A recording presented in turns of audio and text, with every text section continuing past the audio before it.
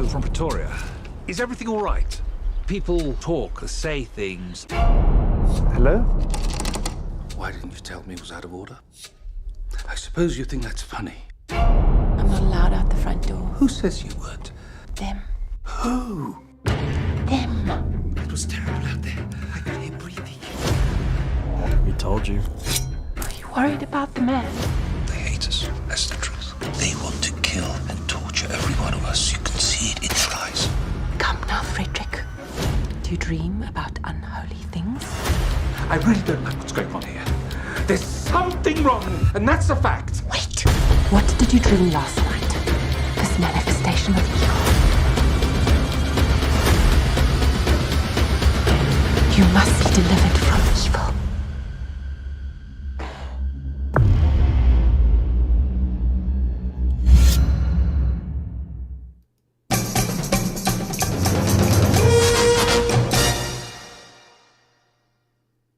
Although edited for television, tonight's thriller contains scenes of suspense and violence which may be unsuitable for young viewers. Parental discretion is advised. Robservations with Robert Burnett.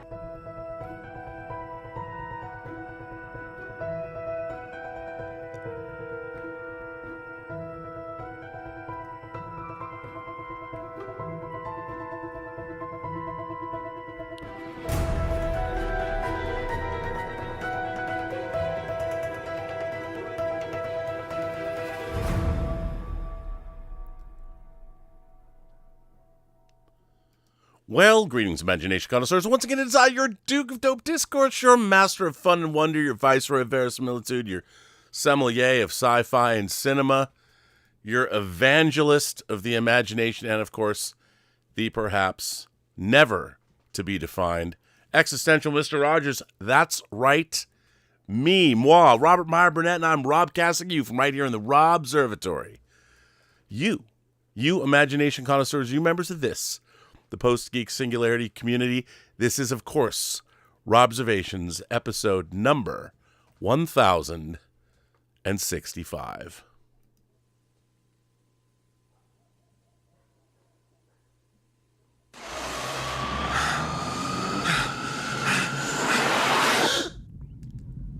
Have you ever jacked in? Have you ever wire-tripped? No? A virgin brain. Well, we're gonna start you off right. This isn't like TV, only better. This is life. Yeah, it's a piece of somebody's life. Pure and uncut. Straight from the cerebral cortex. You're there. You're doing it, seeing it, hearing it. You're feeling it.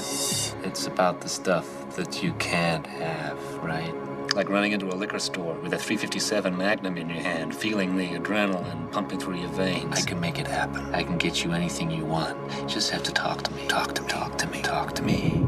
I am your priest. I'm your shrink. I'm your main connection to the switchboard of souls. I'm the magic man. The Santa Claus of the subconscious. You say it. You even think it. You have it. Are we beginning to see the possibilities here?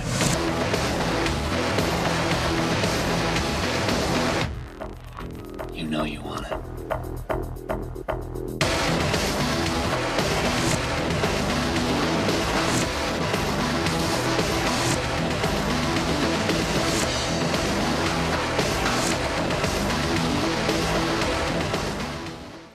Well, I hope all of you remember 30 years ago today, KATHRYN Bigelow's film Strange Days, written by her.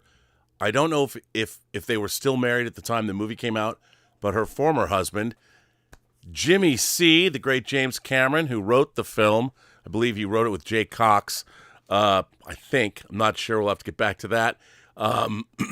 This movie came out, and for me, this movie holds a special place in my heart because I was the critic at large for Sci-Fi Universe magazine at the time, published by Larry Flint. And the magazine would often get solicited for covers. For instance, one of the great debates when I was writing for the magazine was whether or not Independence Day or The Fifth Element should be on the cover. And I think we had both. They shared a cover. I mean, that was a fucking Sophie's Choice back there in 1996, let me tell you. But anyway, so when this movie came out, I don't know if I was writing for the magazine yet. I'd become friends with Mark Altman because of the magazine, and I got to go to a screening of this because I was a huge both KATHRYN Bigelow and James Cameron fan, obviously. I had seen KATHRYN Bigelow's first film that stars Willem Dafoe that she co-directed, a biker movie called The Loveless, that I was a fan of, starring Willem Dafoe in one of his early roles. And then, of course, after that, there were the dueling vampire movies, Near Dark and The Lost Boys. And for all of you people, I was a Near Dark boy all the way. Lost Boys was fine, but it was a weightless pop confection. You're eating maggots, Michael. Cry, little sister. I know. We all love The Lost Boys. I love The Lost Boys. Near Dark was the far more interesting and far more superior film. Just how old are you, Jesse? Let me put it this way. I fought for the South. Come on. It was great. Half the cast of Aliens, Tangerine Dream score. I mean, it had one of the great shootouts of all time. And you know what? It had one of the great scenes where people went into a bar to get a drink. Unfortunately, those people were vampires, and the people they were drinking were the people at the bar. Or what they were drinking was the people at the bar. Sorry, I fucked that up. But you know what I mean.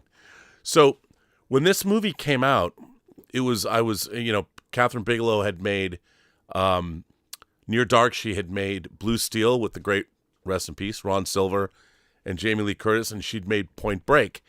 And she was known as a powerhouse female action director. She was also tall and statuesquely beautiful. Not that that matters. She just was, and she had a fine arts background. And she was like all of our nerd dream girl. That's what she was. And very excited to see this movie. I saw this movie on the 20th Century Fox lot. I think it's the Zanuck Theater, the Daryl Zanuck Theater. And we all went to see it, and I have to say I was blown away. Absolutely blown away when I saw this film.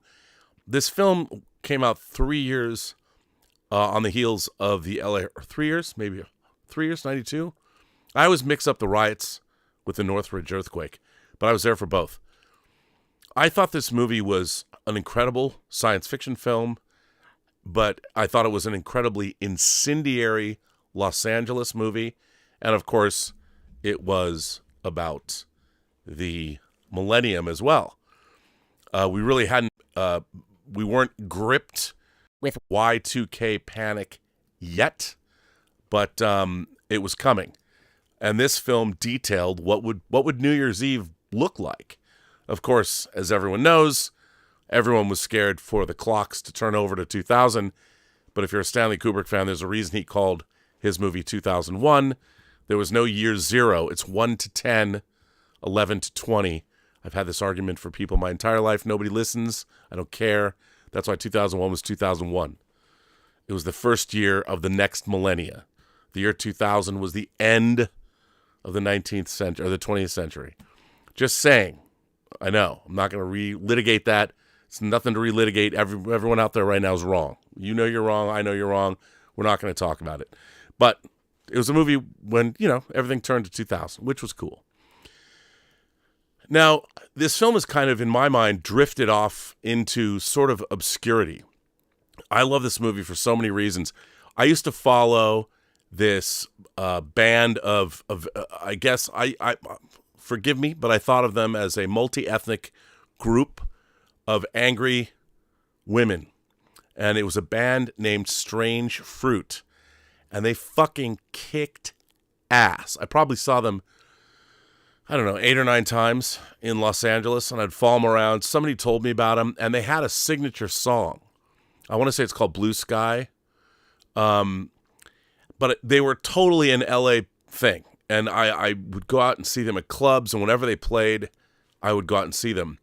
They showed up. That song is on the soundtrack for Strange Days, which proved how much of an LA movie this was in 1995. I fucking loved everything about this movie. I thought it was incendiary. I thought it was going to be explosive. I thought it was going to capture the imagination of the country, and it was going to become a zeitgeist kind of the way people are talking about one battle after another today, whether it's an Antifa movie, how it's the wrong movie at the wrong time, or maybe it's the right movie at the right time. I thought this was that. And I also love the science fiction aspects of it, which touched upon something that Douglas Trumbull's movie that Bruce Joel Rubin wrote, Brainstorm, brought up in 1983. The idea of being able to record your experiences on electronics and play them back for other people. And the technology that was shown in Brainstorm was similar to the squid technology that was in or depicted in Strange Days. Well, anyway, my novelist friend and essayist and short story writer, Alvaro, I'll get it right one day. But Alvaro wrote a great piece on this, and we somehow were talking about this movie, about how much we both loved it. And he wrote this piece. And by the way, I will be talking about this movie this Sunday on Cinema Gulp's show, probably around 8 o'clock. Cinema Gulp, tune in to Cinema Gulp's show. We're going to talk about this movie more, so you get a different point of view. But I wanted to start this show. The article that I'm about to read is linked in the description, where you can find the tip link. And Alvaro wrote this article. I didn't even know. Of course he wrote an article about this movie, because why wouldn't he? That's how cool he is. So I'm going to read this article, and it comes from Imaginary Papers 4. Imaginary Papers is a quarterly newsletter about science fiction world building, futures thinking, and the unplumbed depths of the imagination. Well, today is the 30th anniversary of the debut of Strange Days at the New York Film Festival. It's 30 years old, and apparently this was an article or a series of articles called Science Fiction Frames, Insights and Analysis Jumping Off from a Single Frame of a Film, a TV Show, or a Video Game by Alvaro Zinus Amaro. So there you go. And here's the frame. And by the way, this is one of the reasons I will love this woman forever. I also love Philo Gant, played by the great Michael Wincott. The cast in this movie is great. Lenny Nero, I shouldn't like him as much as I do, but Ralph Fiennes is Lenny Nero in this movie. Between this character and the character he played in The English Patient, I certainly wanted to be Ralph Fiennes in the 90s. What that says about me, I don't know, because both the character he played, the Count in English Patient, and Lenny Nero are not the most likable guys, nor are they guys anybody should really aspire to, but I loved them. I don't care. Judge me. So here's Alvaro's article. KATHRYN Bigelow's cyberpunk noir thriller, 25 years old this October, so you know this was written 5 years ago, is a complex, provocative vision of voyeurism as narcotic amid escalating racial tensions on the eve of the millennium. Flaming cars, militarized police tanks, and helicopter searchlights comprise the visual backdrop. The soundscape consists of profanity, emergency sirens, pulsing 90s electronica, and a grunge overdose. But it's not all brash posturing. 1 hour and 24 minutes in, a black mother watches her young son mingle with friends at a party, light a pair of sparklers, and wave them in tune to the music. She smiles for a moment and then turns around. The mother, Lornette Mason, played by Angela Bassett, is sheltering her friend Lenny Nero, Ralph Fiennes. Nero is a peddler of illegal clips, human experiences recorded from the cerebral cortex of one person and relived, pure and uncut, via the cerebral cortex of another. A former cop, Nero once protected Mace's son Xander during a domestic violence situation. As Mace has watched Nero lose his way, her gratitude, combined with a protective instinct, has matured into something more. Even while chiding him, she calls him a goofball romantic. Nero, however, is consumed by unrequited feelings towards his former girlfriend, Faith, played by the great Juliette Lewis, who sings a song in this movie, and it is absolutely scorching. The sex appeal of Juliette Lewis, if you didn't understand why Brad Pitt was fascinated by her at that time, watch this movie. Before Mace's moment of stillness at the Millennium Party, much loudness and violence has unfolded and more will ensue. Nero has been receiving anonymous blackjack clips, snuff recordings from a killer who equips his victims with headgear so that they experience their own torture and death through the killer's eyes in real time. Nero and Mace have retrieved a clip that shows the brutal killing of Jericho 1, a black rapper and activist, by white LAPD officers. The murder, if released to the media, is sure to spark riots in the massive downtown 2K party because the clip came from one of Faith's now-deceased friends. Nero believes that she is next on the killer's list. But before history ends and begins again, as the film puts it, we glimpse a possibility of hope in Mace's mid-movie scene. There's something very beautiful or serene at the heart of the film, Bigelow noted in an interview, that's antithetical to the environment, which is grim, brutal, and disturbing.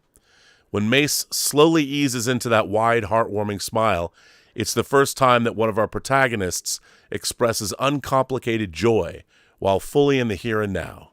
In Mace's words, this is not playback. It's a fragile juncture. Mace bridges the promise of the future reflected in her son's spontaneous happiness and the past that is eating Nero alive. At the same instant that her son is delighting in carefree reality, Nero is wire-tripping the clip of Jericho 1's murder. Mace is stuck in the middle, bound by her affection towards her friend, but uncompromising in her parental responsibilities. The scene's orchestration is splendid. Nero, deep in the house, is trapped in his own virtual world. Xander outside is free, and Mace, standing right by the window, halfway between the two, is on the cusp of liberty, but still constrained. Her act of gazing is worth noting in its own right. Mace remains an observer rather than a participant. You want to watch, or you going to do? Faith teases Nero in a clip of Happier Days. The question ends up haunting Strange Days' characters and its viewers. Just as the movie's imagined technology superposes victim and perpetrator, Bigelow's narrative makes us accomplices to the voyeurism it denounces. Mace's quiet moment proves transitional, as did Strange Days itself. The film, which Roger Ebert described as a technical tour de force, represents a shift in Bigelow's filmography. Here, the director interrogates the seduction of violence in her previous work. The fetishizing close-ups and smooth glamorizing pans in Near Dark, Blue Steel, and Point Break are replaced by jerky POV sequences which give way to the hyper-realist, quasi-documentarian aesthetics of The Hurt Locker, Zero Dark 30, and Detroit. Observing our social media-saturated world, it's clear that we've failed to heed the film's warning about our predilection for watching others as a way of avoiding being present with ourselves. In hindsight, we can see that with this thoughtful, socially engaged film, America's been my boogeyman for 400 years, Jericho 1 raps early on. Bigelow was affirming that for her, reflexivity had become as important as reflection. And here to talk about this film is the author of this article, Alvaro. I can't even say your name. Alvaro Zinus Amaro. How are you doing, buddy? I'm doing great. Thanks for having me. It always makes for a fun introduction when you're struggling with the name. There you go. I know. Alvaro. You know, your earlier comment about 2001, that's a very Mark Lindquist moment, by the way. That specific rant appears. You think so? I knew you'd recognize that. But I was saying that before I read the book. When 2000 and 2001 rolled around, it was very annoying to hear people talking about the millennium changeover and the year 2000. And I get it, because it go 1999 to 2000. And Prince talked about partying like it's 1999. But we all know, science fiction fans know, that 2000 was the end of the millennium, not the beginning of a new one. Right? Absolutely. I believe Stephen Jay Gould had a lot to say about that as well. I asked you to turn up, it sounds a little low. I didn't realize because now that we're on live, is there any way you can... How's this for volume? Maybe even a little more? Okay. How about this? Keep going. If you can. I think I'm maxing out over here. That's better. That sounded better. Okay. Maybe you've got close to the mic, yeah. So tell me your experience about seeing this film for the first time. Yeah, I was actually living in Munich, Germany at the time, and I remember that it was a film that it was one of those few science fiction films which felt like it really understood the texture of society and the way that technology impacts our experiences. And you've talked on your show, Rob, about the one big ask or maybe two asks of speculative fiction or science fiction movies. And I think that I was immediately drawn in not only by the craft of the filmmaking, but by the fact that they had clearly thought through the consequences of how this technology would immediately become corrupted. It would become a big deal on the black market.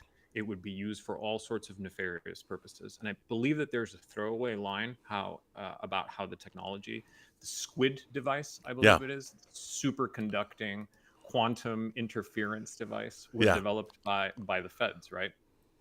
So even in small observations like that, it was a film that was commenting on politics and society, and again, how technology is appropriated for nefarious purposes. And I think that the performances were completely engrossing. And it was one of those films where, again, it was an exception, because a lot of science fiction films spent a majority of their narrative sort of explaining what their big ask was. But here it was introduced right away, and it was all about the consequences of the ask. So I remember I found that completely fascinating. And then you talked about the soundtrack. This was my introduction to Skunk Anansi. Selling Jesus is the opening track on that soundtrack, and I'd never heard anything like that back in 1995. It was a terrific soundtrack. And then also the techno tracks on it. It was very, I mean, it's funny because a lot of people have criticized or thought that the script was a little didactic, little on the nose. And I thought that I loved the development of it. I guess having lived through the LA riots, I felt this really nailed LA. I mean, it really understood what it was like to live in Los Angeles. And then, after this movie came out, they would have raves in downtown LA that, I swear to God, were inspired by this very film. And, I did think it was a great kind of a noir cop thriller. It tried to be a bunch of different things, but I loved it all. And I thought as a denizen of the nights of LA in the 90s, it really captured what it felt like to be in the city. I mean, it wasn't all apocalyptic doom and gloom, but I had already lived through the LA apocalypse, which was the LA riots, when it really did feel at one point that it could have tipped one way and the city could have fallen to total anarchy. It did feel like that on that first night when it looked like somebody bombed. There was 50 columns of smoke coming up from where I was in Hollywood. I watched my 7-Eleven burn to the ground. And so this film really captured that. And for that reason, I thought it was pretty extraordinary. Yeah, I mean, for me, it worked as a science fiction way in a double sort of world building manner, in the sense that, again, I was living in Europe at the time. So it was giving me a view of life in LA, albeit an imagined, extrapolated life, that made it seem even more science fictional than LA might have already been considered. So it had that aspect, when you were watching it from abroad. And it seemed like, again, there was so much attention to detail, and it was so finely made that it seemed like these people had traveled to the millennium somehow, figured out that this would happen. And, this was a time travel sort of documentary in a way about what life would be like. And there was something very genuine and textured about the millennium and the way that it was presented. And it wanted, I mean, you were talking about the raves, right? So in doing a little bit of research, it seems like part of that climactic party sequence, which is the Millennium Party, I don't think that they built all of that in the studio. It looked like they actually had a real event, which was promoted. Oh, they did, yeah. Yeah, and I was seeing they included artists like Aphex Twin, Lady Miss Keir, Doc Martin, a bunch of other people. And again, when I was watching that, I'm like, how did they get all these extras to show up? This event is just staggering in the size of it, right? So there were touches like that in the piece I mentioned that the aesthetics of Bigelow's films become more documentary-like. There were aspects of the production that already sort of intimate or suggested that she was moving in that direction. But I think going back to, again, something that you've talked about, it felt like peak verisimilitude within a science fiction world, which was something that I did not often encounter. And again, I thought that there was, in terms of the didacticism, I was a teenager at the time, so I didn't necessarily view what I was seeing through that lens. I wasn't assessing if it was didactic or not. It made I me didn't think feel about that way, but there was a lot of people that, the criticism of the film, some people did say, oh, it's so on the nose or this, that, or the other thing. And I was like, it was what it needed to be. Right. But it didn't catch fire the way I thought it would. No, and I think so. I actually want to spend a little bit talking about the writing and the development of the screenplay of this film, because I think that's really interesting.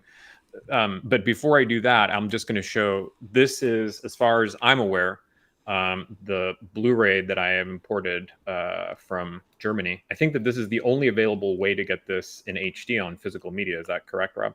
Yeah, that's the 20th anniversary Correct. disc. There was one earlier. It's really frustrating. Lightstorm at the time had a couple of movies that weren't available in HD. Strange Days is one. Steven Soderbergh's Solaris is one. And I think True Lies, which is now out. They put it out. It's available. But Strange Days and Solaris are two movies I would love to, because I really like Soderbergh's Solaris. I really do. Yeah. I have the German media book of that, and the Blu-ray is beautiful. Right. It's gorgeous. And they've released two versions of Strange Days. The first one was like a really thin paper digipack, but then they did the 20th anniversary. I think they're both the same transfer. It's a great looking it's a great looking transfer. I mean, it's great to have. And I think the movie is streaming now on Mubi, so you can watch it if you have Mubi. But I don't know if they've done. I mean, it would really. I just don't understand. I mean, with Fox now being consumed by Disney, I mean, it's amazing to me that we don't. I can't believe that there's a James Cameron involved project, Mr. Avatar himself, that you can't get in 4K. This movie would really lend itself well to a Dolby Atmos mix in 4K. And I think the cinematography is amazing in this film as well. I mean, so when I wrote that article, like you pointed out, it was 2020, and so it was the first time that I'd rewatched it in a number of years. And I think it was Matthew Leonetti who did the cinematography. Yeah. It holds up very well, as you were saying. The sound design, the music, the soundtrack release does not include the score by Graham Revell. It doesn't include, I think, one track that uses part of his music, but the score is actually really good as well. He also did the score for The Crow the year before, and they released two different soundtracks. There's the Source Cues that has like The Cure and everything on it, and then there's his score, which is absolutely beautiful. Right. But coming back to the writing, as I was mentioning, the development, as you pointed out earlier, this was the screenplay is attributed to Cameron and to Jay Cox. And Jay Cox is a very interesting case study in sort of writing, because he wrote a lot of film criticism, but then he also became a screenwriter. Right. So, he had a bunch of reviews published in all kinds of prestigious publications. I think he wrote Gangs of New York with Scorsese as well. Well, I was going to say, that's right. So he's been nominated for 3 Oscars for screenplay. Yeah. So Best Adapted Screenplay for The Age of Innocence, which I think is an underrated Scorsese film. Unbelievable film. Which is that is an adaptation of the Edith Wharton novel. And then he also was nominated for Best Original Screenplay for Gangs of New York in 2002. And most recently for A Complete Unknown. He is the screenplay writer of A Complete Unknown from last year. And, I don't think that his screenplay for Silence, the other Scorsese film that he worked on, was quite as good. But it's just fascinating that there's been so many years in between his projects, but they're consistently of a really high caliber. Yeah. And one other thing that I learned in researching his involvement with, his writing trajectory, essentially. This is kind of an obscure piece of trivia, so I feel like I'm on the right show. He and Brian De Palma were invited to a screening of the original Star Wars by George Lucas. I don't know if you're familiar with this. Never heard of it. In early 1977. No, I mean the anecdote, not the film. Oh. So Lucas actually showed them a rough cut of the movie. And Spielberg and some other people were allegedly there. And I think that the original version of the opening crawl was considered to be very difficult to understand and overly long. Yeah. So, De Palma, in his sort of typically blunt fashion, said that he could rewrite the opening scrawl, and he partnered up with Jay Cox to do that. And so the final version of the scrawl that exists in Star Wars today is actually the rewritten version by Jay Cox and Brian De Palma, not the original one that Lucas authored. I did not know that. So see, I learned, even on my own show, I learned something new every day. And I was going to ask you something, because I saw, towards the end of the film, apparently there's a very small cameo. One of the cops is played by Mark Hamill, but I did not remember that. Is that true? I do not. I do not know, but it wouldn't surprise me. Yeah, I looked in the credits. He's not credited, but I mean that's not proof. It's neither here nor there. It's funny because one of the things I do like is Jericho 1 is played by an actor named Glenn Plummer, who was also in Showgirls this year. Paul Verhoeven's masterstroke. Right. Of Showgirls. Now, for those of you, I was being hyperbolic. Somebody in the chat was talking about that they prefer The Matrix. Well, let me be clear. The Matrix was and ever shall be the greatest science fiction film of the 90s. I was being hyperbolic because a lot of people haven't seen this movie. Everyone's seen The Matrix, but a lot of people haven't seen Strange Days because it was not easy to see. It aired. I remember when it aired on HBO a few years back, and I think I watched it like 6 times. But, it's a different, like The Matrix.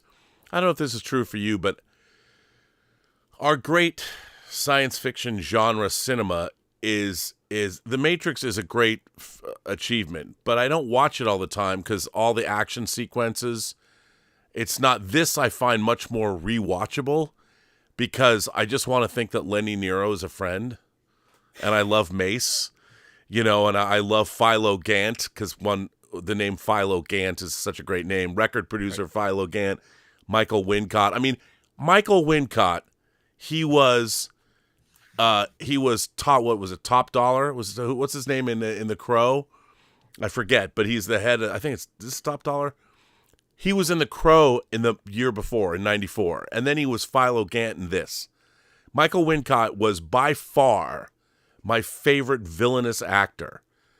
And if you haven't seen Barry Levinson's What Just Happened, he plays a movie director in that, and he's also amazing. And he's one of our most... And he was recently in Jordan Peele's Nope. And you got to love him. And, Michael Wincott, he's great in everything. He was great in Oliver Stone's talk radio as a heavy metal guest. He's a little old for that, but I don't care. When I saw The Matrix, I didn't want to live in the world of The Matrix, or I should say the worlds. I didn't want to live either in Neo's world or the real world of the machines. Right. When I saw Strange Days, I absolutely wanted to live in LA. I didn't necessarily want to be associated with the characters in this film. Although it might be nice to have a drink with Nero, but I did want to live in that particular world. And I do think that while The Matrix is certainly a much more influential film, and it has action sequences that, obviously have made movie history, they're part of the canon of action filmmaking. As a science fiction film, I actually don't think that it is as good as Strange Days. And part of the reason is because and again, I'm sure you're familiar with this, but in the original, version of The Matrix, the idea was that humans were being harvested so that their brains could be plugged into a broader neural network, which is actually a really intriguing notion that you could spin off in really fascinating ways. But there was concern that that was too sophisticated for the audience at the time. So that idea was chucked out. And instead, we got the human beings as batteries, sort of nonsensical, plot element, in my opinion. So because of that sort of major conceptual gaffe, from my perspective, it tarnishes the experience of The Matrix a little bit. It is a lot of fun to watch in a more popcorn type of way, but I do find Strange Days more absorbing. Because it's about people, and it's about relationships and Yes, and I love Ray Fiennes, in it, and it's so weird because I wanted to be him. Like if I was ever dealing drugs, you like his suits, right, Rob? I love the suits, I love the ties, I love the watches, his fake Rolexes, but I would have, and I also identified because of my childhood selling bootleg clips to people. I was like, I would do that. Can you imagine? Acquiring those clips would have been the most fun thing in the world. I mean, I wouldn't have advocated pulling stick-ups. Like, one of the amazing things about this movie is the opening sequence, right, which is a liquor store robbery, and it's amazingly photographed. And the first person POV. I mean, this really is a next generation brainstorm, which is another movie It's coming out on 4K, probably not this year, but early next year. Can't say by whom, but I loved Brainstorm when I saw it, even though it's deeply flawed. I really liked the idea that you could record your dreams, your experiences, and give them to other people to play. And I just that concept always captured my imagination. Then seeing it again in a movie that came out 12 years later. Brainstorm came out when I was a sophomore in high school, and to then see this, it was like it brought back those memories. I always thought, wow, what a cool device. If our input, and we're not far away from that technology now. So maybe one day I can record my thoughts for you, and you can play them back and be driven insane. So, speaking of that POV, clearly, when people think of Cameron these days, there's a lot of association with all the technologies that he's pioneered for the Avatar franchise, and then obviously before that with the Terminator movies, with The Abyss, and so on and so forth. But you were talking about that POV technique, and Bigelow and her crew at the time of making this, they were looking for a camera to film the squid sequences from that first person or custom POV, and that technology essentially didn't exist. So Lightstorm Entertainment, Cameron's production company at the time, they spent about a year designing and building a special 35 millimeter camera system, which they managed to get down the weight, I was reading, to about 8 pounds. You could hold it in the palm of your hand, and it had the ability to change out lenses, including to the ability to achieve follow focus and video assist, because it did not have a viewfinder.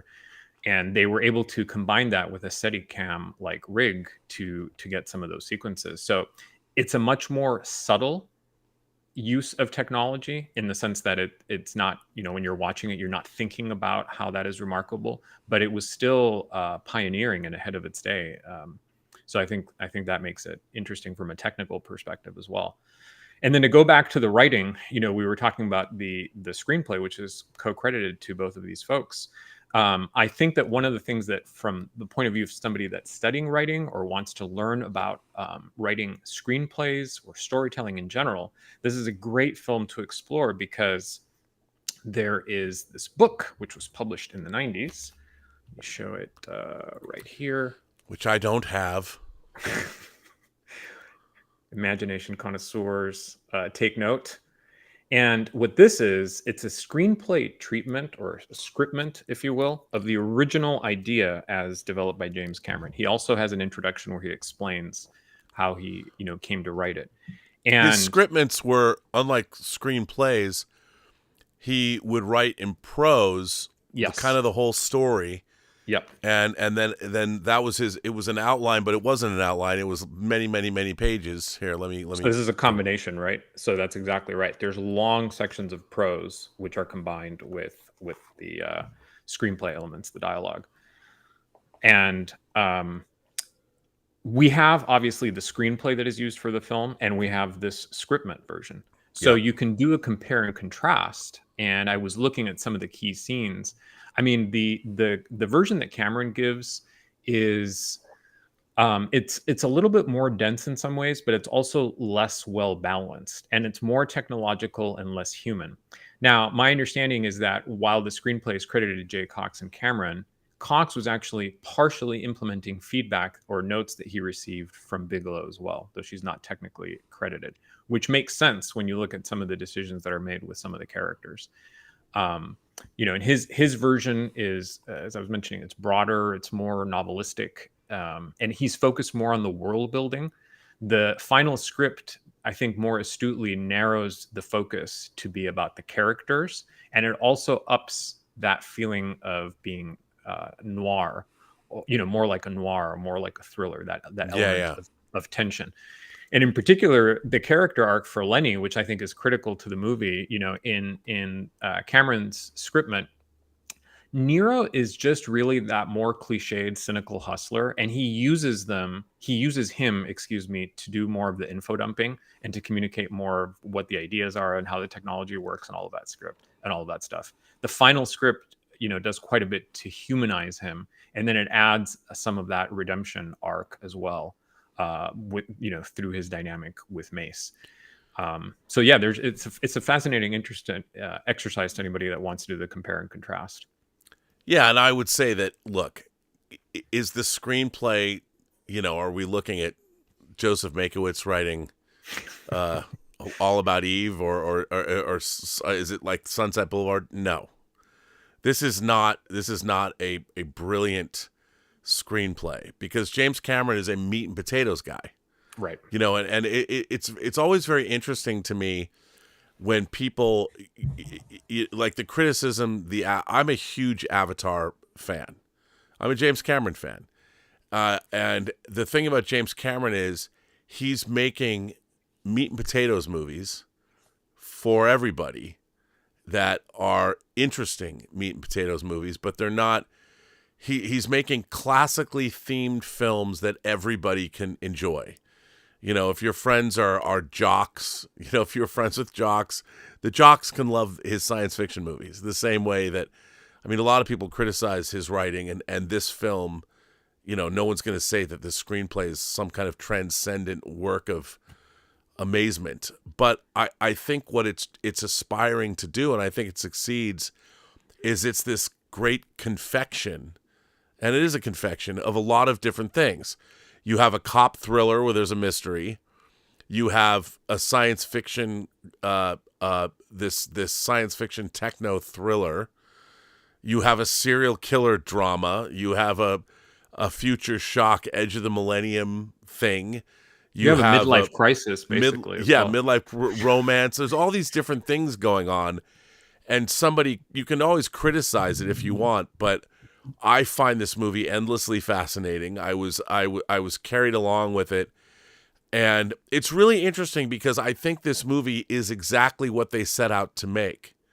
I don't think it's a movie that failed or did something wrong. I think this is the movie that Kathryn Bigelow set out to make, and I think she succeeded extraordinarily well. This is the woman that made Point fucking Break. I think that this film, part of its failure, honestly, in terms of box office, was that it was too ahead of its time. Way ahead of its time. The screenplays you're talking about, clearly it's not a masterpiece in that sense, but by the standards of genre, it's a well-crafted screenplay. And I would say that what it lacks in certain elements possibly of depth, like if you compare it to the All About Eves of film history, the film itself makes up for with style. Yes, one of the things 100%, and that's very valid. Yeah, I think that's what makes the film so endlessly appealing is you have a director in Kathryn Bigelow who has used that style and made something that's, I mean, it's not Blade Runner, but it's incredibly watchable. Like every frame in this film, and how she goes in and out of the squid technology. And I even love the transitions when you see the beginning of a recording or the end of the recording, the sound effects of that. And the idea, what I always loved about this as well is all of our input, all of our sensory input is just electromagnetic or whatever energy that's being given to us by our senses. Right. And what this technology does is it just feeds alternate, like it just records everything that your senses are getting. So when you turn it on, it's sending you back signals that are real. It's just not yours. So your own senses are being supplanted by these recordings. And I love that idea. Like I totally bought into that as technology that you're supposed to believe in. I'm like, I totally think somebody one day will be able to do that. And as long as you close your eyes and you don't get, because they make us don't open your eyes because you'll get the dual imagery. I thought that was fantastic. I thought it was a great sci-fi conceit. I love the fact that you brought up Blade Runner because, well, for two reasons. One, I don't know if you're aware of this either, but again, in one of these what ifs of Hollywood history, at one point, Cox and Scorsese had actually approached Philip K. Dick after Do Androids Dream of Electric Sheep came out. So, we might have gotten a completely different version that Cox would have been involved in the writing of. And the other reason why I'm glad that you mentioned it is because I actually wanted to ask you, do you think that a case could be made? So if we set aside the reception of the films, if we set aside how well they're considered to be part of the canon today, if you just had these two films and you watch them, in the sort of absence of everything. Which two films? Blade Runner and Strange Days. Do you think an argument could be made that Strange Days is actually a better film than Blade Runner?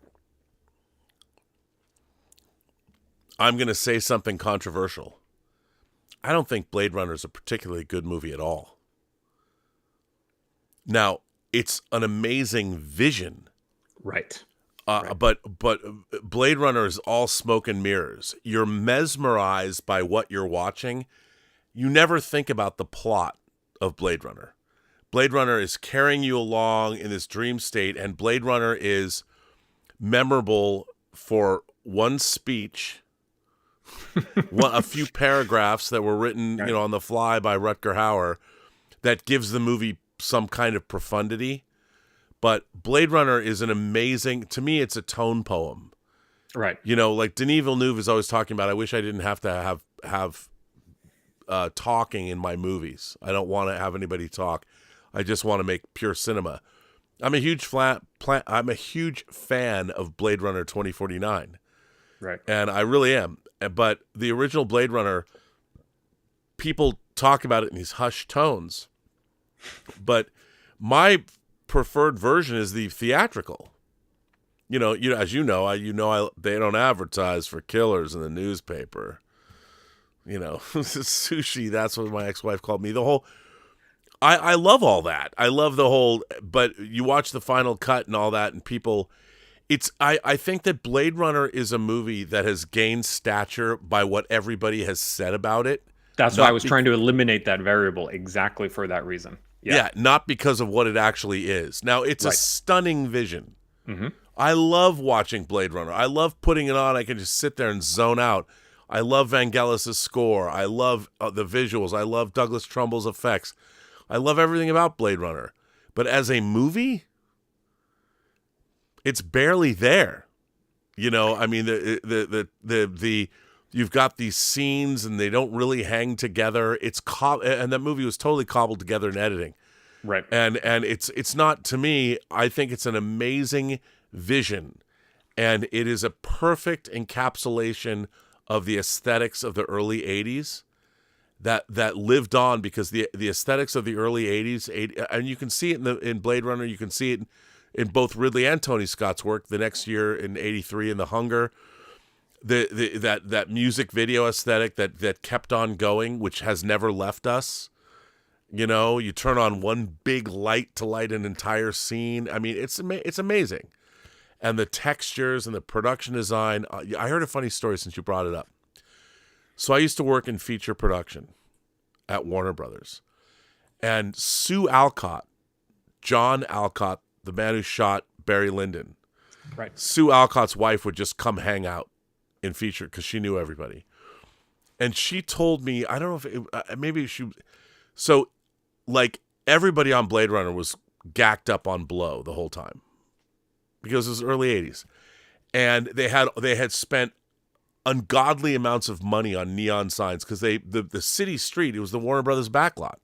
Right. You know, and they had all these neon signs. And Ridley Scott wanted the neon to look a little weathered because it was too perfect.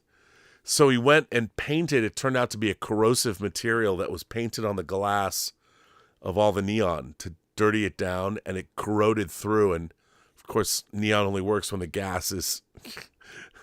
And so half the neon signs were destroyed. They had to go make them again.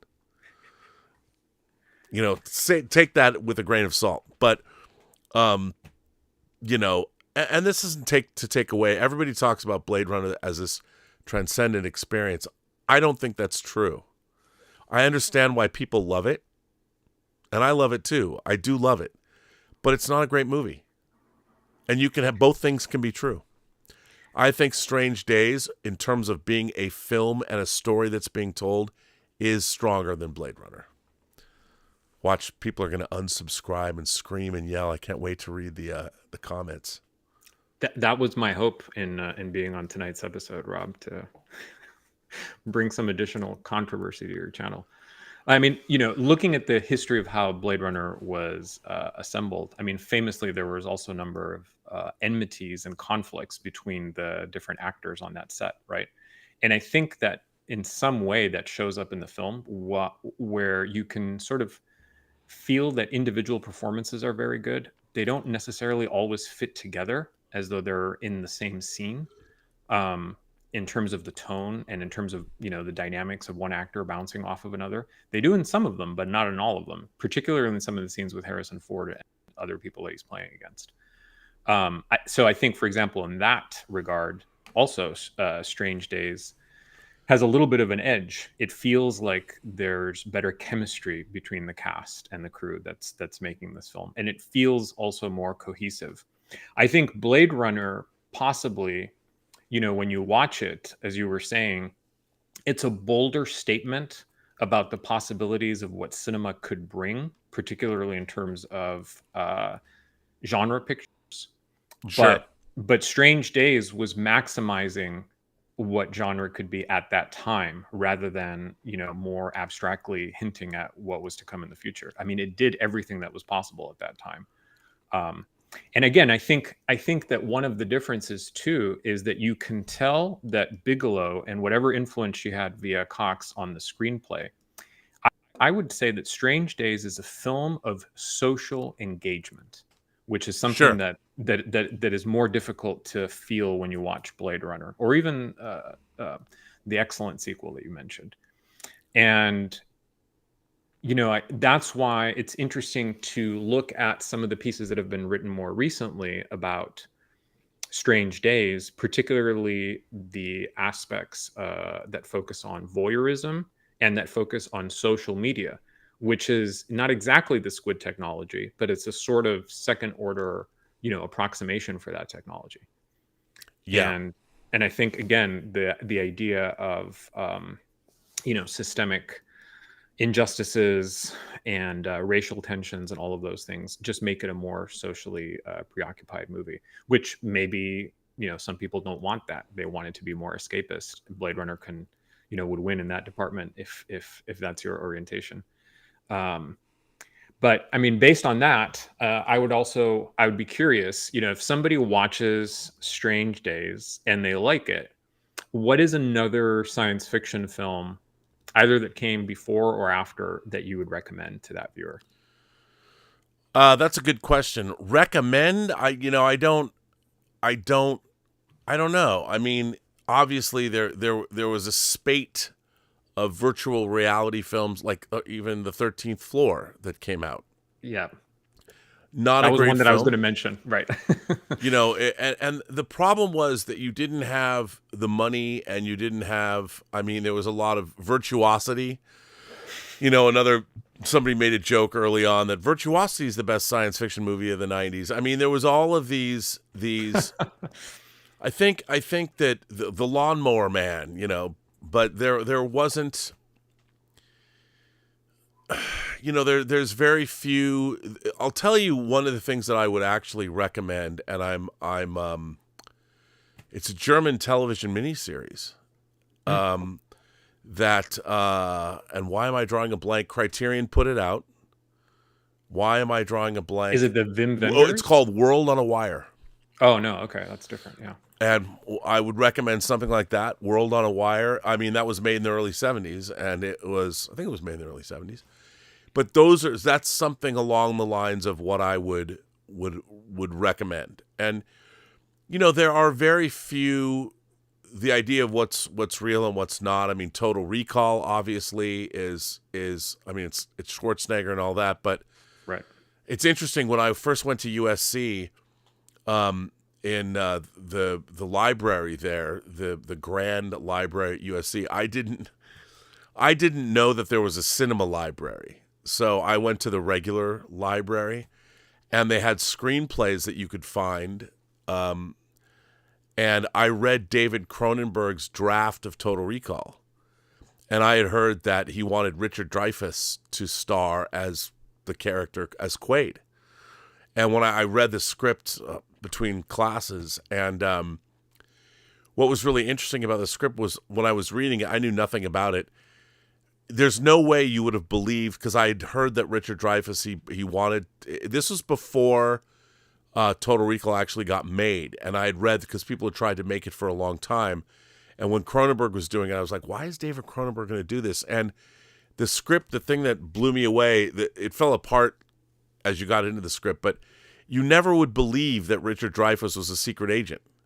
So when you're reading the Total Recall script, when it comes to light that he might very well be, it was mind-blowing. It was Matrix level mind-blowing, the red pill, blue pill.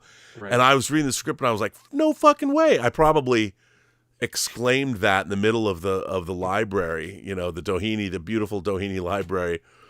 And because I couldn't believe it, but it was one of those great moments. And of course, I always thought when I have a great affection for Paul Verhoeven's Total Recall. But you know, it's no RoboCop. It's not even a Starship Troopers. It is what it is. Right. And of course, Arnold Schwarzenegger was a secret agent. Of course he was. So when the revelation happens, you're never going like, oh my God, he's really a secret agent from Mars. You know, it bothered me that if Cronenberg had made it, you know, Existence is another movie. Right. Cronenberg, right. Which I don't love. I mean, I own it on 4K, but I just love Cronenberg. That's another film, but there's not a lot of stuff that play with perception and what we see and that kind of thing. But I don't know. To answer your question, I have not answered the question, but maybe World on a Wire was an answer. Yeah. No, and I think you brought up some interesting, you know, in terms of the noir, I was thinking maybe Dark City. I mean, it's a much better known film, but it's a well. I mean, Dark City. Everybody, you know, it's funny because I think, and obviously Arrow just released a beautiful version of it. I love Dark City, and what's really interesting about Dark City was, of course, he made it. The Crow came out in '94, and it was the movie Alex Proyas made after. New Line, when they released the film theatrically, they explained what was going on. They thought nobody would get it, and they put out the movie had like a paragraph at the beginning explaining the whole fucking film. You know, and I was like, what? You know, it was a big, and of course Roger Ebert was a big champion of Dark City, and he did a commentary for the DVD of the film. Right. And Dark City is a wonderful movie. You know, I love Dark City, and I certainly own the 4K and the box set from Arrow, which is great. And so, yeah, that would be obviously another one that would fit right in. Another early one too would be Our Beloved Videodrome. Yeah, of course. Yeah, I think that there's some similarities there. Ideas about, you know, media addiction, voyeurism, the impact of technology on identity. they're both pretty dark, they're both pretty gritty, and they do have there's that aspect of societal obsession in Videodrome as well.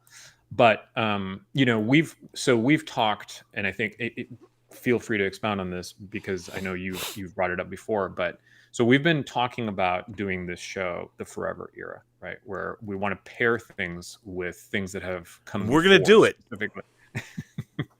I'm excited. I'm looking forward to it. And so I think for me, as I was thinking about this, I thought, well, what if I choose something that's not necessarily science fiction? What if, is there an older film that I really, really love that would work well thematically as a double bill? And the answer that I came up with was actually Hitchcock's Vertigo from 1958, which might seem like an odd choice. What does Vertigo have to do with Strange Days? But I do think... Oh, come on now. Well, so I think both films are obsessed with recreating the past, right? And trying to relive the past. Obviously, in Strange Days, that is something that is enabled by the technology. In Vertigo, it's more like a manufactured persona that's doing it.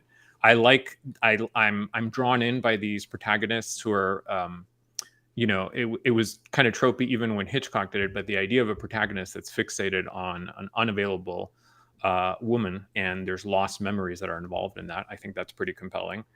There's voyeurism that's explored in Vertigo as well. The spiraling or the descent psychologically. And again, we've talked a little bit about the mood or the ambiance of Strange Days, which is very LA specific and hits on those noir tones that we like. Vertigo, I think, equally is very arresting in its San Francisco ambiance, right? And of course, the way that what it does with those locales. And I think that in a way, both of these movies are warnings or parables, if you will, about the danger of fantasy. Fantasy can open up a whole realm of possibilities and can help you empathize, but it can also be seductive to the point of self-destruction, which is a little bit where both of the characters are in Vertigo and in Strange Days. So in terms of older films, and again, a lot of people that watch science fiction maybe don't want to go back to something from the 50s. So that's why I want to recommend that particular movie. Well, I mean, I think, look. Also, I think it's a masterpiece. I think Vertigo is a masterpiece, and it's one. It is. I mean, it's supplanted Citizen Kane on many lists as the greatest film ever made. I mean, one of the great things about Vertigo is, what I love about it is, if you've ever been there, if you've ever been madly in love with somebody that you've lost or whatever, and you want to replace them with somebody who's similar, I mean, it Vertigo to me is while it has a great mystery noir element, I think it's a very sad movie. Yeah. And I totally relate to Vertigo. There are a couple of girls early in my life that I've loved, and that never goes away. And you wonder if the choices that you make later in life, are you trying to replace these people that you've lost, and you can't expect anybody to live up to those people. And when the people find out that you're trying to replace, that they're replacements, it never goes well. I'm not saying that happened in my life, but you just never know. And which also recalls a little bit of Rebecca, right? Daphne du Maurier, and another even earlier Hitchcock film. So you can keep tracing this theme, and I think that there is a sadness to the Ray Fiennes character. Well, that's the thing. He doesn't overplay it, but it's there all the time. Well, and the fact if you had squid technology, and you were recording all these times with a lost love, I mean, the fact that when you play those clips, it's the reality. It appears real. It beats the holodeck. You're not actually externally simulating it. It's an internal experience. It is your mental imagery, and that's another thing that I don't think the movie gets enough credit for. His obsession is so sad, and there's a trope that I always loved. I found it annoying, but I loved it in 80s teen comedies, and it was done in Pretty in Pink. It was done in Some Kind of Wonderful. My favorite was in a movie called Secret Admirer with C. Thomas Howell and Lori Loughlin, when the main character is obsessed with some, the hottie girl, and his best friend is clearly the person that he should be with. Right. And the best friend would rock his world. Like this best friend is ready to do whatever freaky shit you'll do. You have no idea. You're completely oblivious. You want John Travolta's ex or soon his wife. I mean Kelly, rest in peace. And I always felt that like in some kind of wonderful Eric Stoltz, and plays his character, his best friend Watts. The movie opens with her playing to a propaganda remix, and I'm like, you had me at hello. And then he's in love with Leah Thompson, and the whole movie you're waiting for them to get together. And that, in a way, it's kind of the same thing. You're deluding yourself. You're not seeing what's right in front of you. And in the case of Strange Days, it's Mace. I mean, you have Angela Bassett, who has never in her life looked hotter than she looks in Strange Days. She is buff. She will protect you. She is a bodyguard, and she's in love with Lenny Nero. And he's like, you've got the hottest woman in L.A. driving you around, protecting your lame ass, and you don't even see it. Yeah, I think there's an interesting commentary there about the blind spots that we have as human beings, and especially how we tend to look for things, as you were saying, that repeat patterns.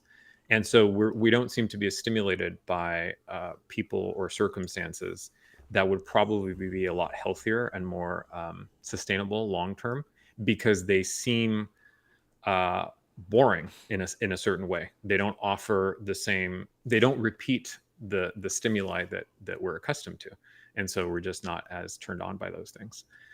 I also wanted to mention, just because we touched on Vertigo, I think one of the finest film scores ever written, Bernard Herrmann's music, specifically the two cues, the Good Night in the Park and the Scene d'amour, I think they're 12 and 13 on that score, are just some of the most beautiful film music ever written. Unbelievable. I mean, it's funny. Somebody wrote me a letter. I don't know if I'll read it tonight, but they complimented my playlist, my soundtrack playlist on Spotify. I was the one with the 332 pieces of music. Yes, that 18 hours long. Yeah, the 18 hours long. For those of you who are interested, if you're on Spotify, my playlist is called Soundtracking into the Solar Winds. And it's been an ongoing evolution since, I think, 2013. But when people tell me they like it, but there is a great piece of Vertigo music on that playlist. So, just saying. Hey, we have a lot of do you want to do some super chats? Super chats. Would you like to participate? Absolutely. And I'm also going to recommend a book a little bit later on if you're up for it. Of course, man.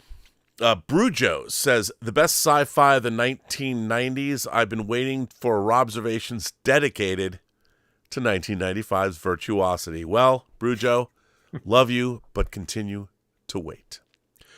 Garrett Groover says, Juliette Lewis has never looked better in a movie. I agree. Even the thumb sucking in Cape Fear does not hold a candle to what she does in Strange Days. Robert Wood says, good evening, Rob. Well, good evening, Robert Wood. Garrett Groover says, it's annoying how the Bigelow movies I want in 4K the most, Strange Days and Near Dark, are taking the longest to come out. Well, I think Studio Canal is doing Near Dark. Maybe. Mario Lopez has been a member for 54 months. Mario is coming to us from Portugal. And Mario, how's your mom? Give her my best.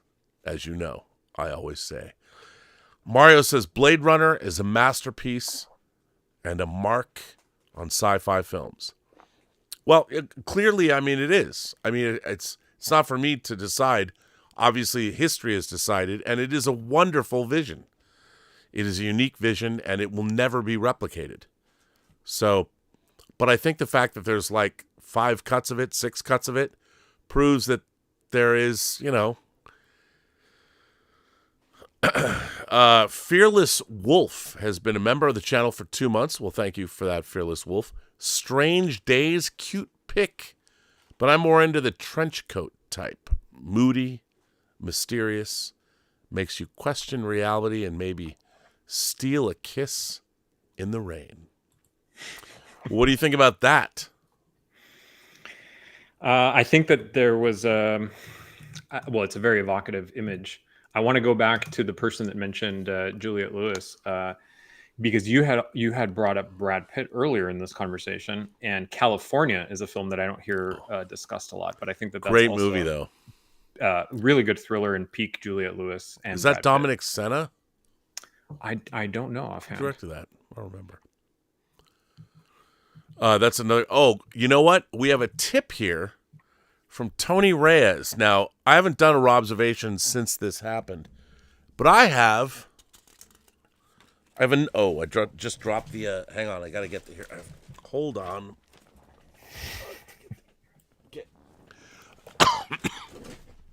Tony Reyes, Gundam fan. See his wife.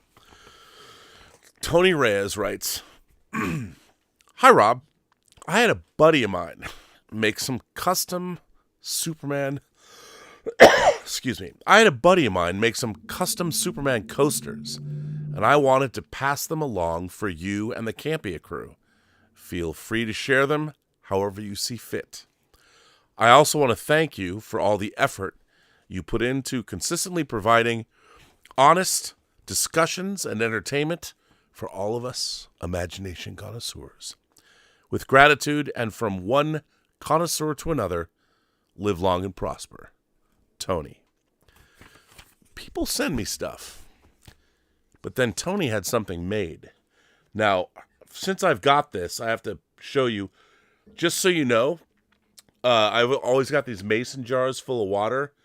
Here is one of the things that you sent me, and it's been sitting here, but it's metal, so it doesn't absorb the water.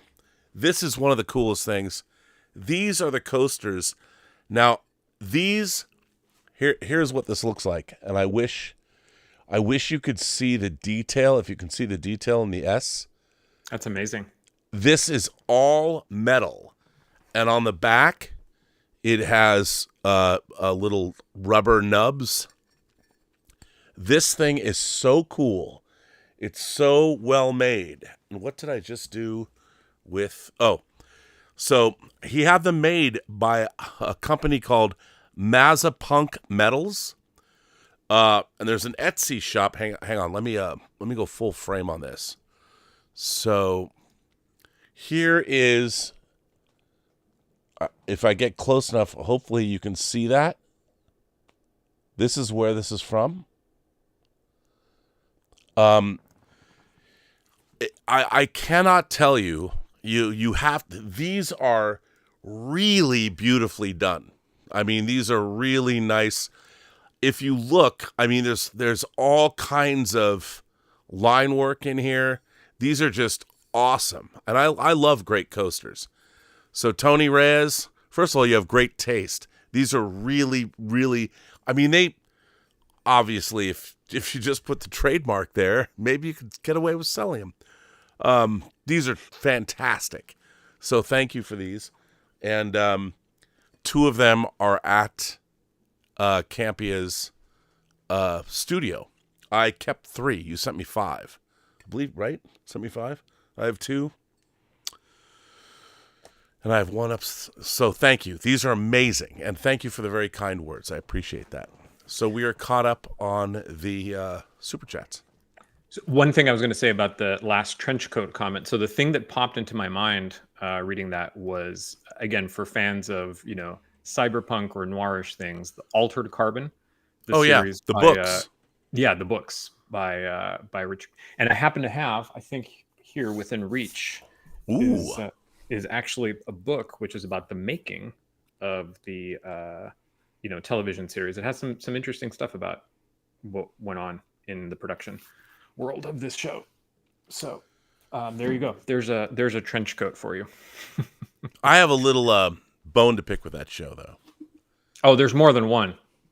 Well, I would say that I almost had a TV series made of a comic book I self-published, and it was between Our Comic and Altered Carbon. Oh, wow. Okay. And Skydance went with Altered Carbon instead of Living in Infamy. And it was a really interesting conversation I had with a network executive, Marcy. Still love you. You should have gone with our show. It would have lasted longer than 2 seasons, and it would have cost a lot less. Just saying. But anyway. Altered Carbon is a good-looking show. I'll certainly say that. Oh, it's great. It's terrific. Really good looking. So, I mean, what do you think now? We're 30 years on from Strange Days, you know, and we're on the verge of getting another Kathryn Bigelow film. House of Dynamite. You know, House of Dynamite, which looks right up our alley. She's won an Academy Award. She became the first woman to win an Academy Award for directing. Deservedly so for The Hurt Locker. I love Zero Dark 30. I loved Detroit. She's really... And now she's in her 70s. And she's still as statuesque and as beautiful as ever. And we're getting another, hopefully, banger from her. That's what everyone says. That House of Dynamite is that. I mean, it's amazing. It's supposed to be a political thriller, right? If I understand correctly. House of Dynamite is about someone has launched a nuclear missile at us. Right. And so it retells like the same 18 minutes from different perspectives of what to do. Because that's all we don't know where it came from. We don't know who launched it. So the trailers are great. Everyone said it's terrific. I mean, Netflix is putting it in theaters for 2 weeks. I think it's this week, maybe. Maybe we should go see that. I don't know. I'm up for it, for sure. So... No, I mean, I think Bigelow's filmography is, again, very interesting. And I do think, as I was mentioning in that article, that there's a sort of point of inflection or turning point with Strange Days, where she moves away from some of the more conventional... she was relying on techniques that were more of the accepted way of portraying certain things in genre. And she doubles down, she develops and then doubles down on her own filmic language, which I think is really interesting. Based on the description of House of Dynamite, it made me think of this. It's not about a missile, but there's something about what I imagine her approach to be that made me think of this other thriller or war related film from 2015 called Eye in the Sky. Yeah, about drone warfare. Again, I understand it's not the same technology, but something in that description and what I could see is her approach made me think of that film, which I didn't see a lot of people discussing it, but I thought Eye in the Sky was absolutely terrific and had some really fantastic performances. Helen Mirren and just Alan Rickman, a bunch of other folks that did really good work in that film. Yeah, totally. Yeah, I mean, she's always been, what's really interesting is, she started out as a fine artist and then found her way to film. I mean, she has a great aesthetic sense. One of the coolest things, the shootout in Near Dark, one of the things I love about that, where the vampires are sequestered away in this small little bungalow at this motel complex, and they wind up in a gunfight with the cops, and it's daylight, and they've put foil over the windows, and every time a bullet comes through, a shaft of light comes in, and the vampires are trying to shoot back, but they don't want to get stung by the light and burned. I mean, it's such a brilliantly... The thing about Near Dark is it brings vampirism. It takes all the old tropes, but makes them real, which is one of my favorite things, when somebody does that. No one does it better than Near Dark. And that shootout scene, only Kathryn Bigelow could have delivered that. And there's such cinematic wit in how that scene was done, and even the dialogue, because it's there's a lot of humor and sardonic humor. The vampires are, laughing about their predicament because they've been there before. And that's what, I mean, I think Kathryn Bigelow, she has a lot of humor in her movies that I don't think she gets enough credit for.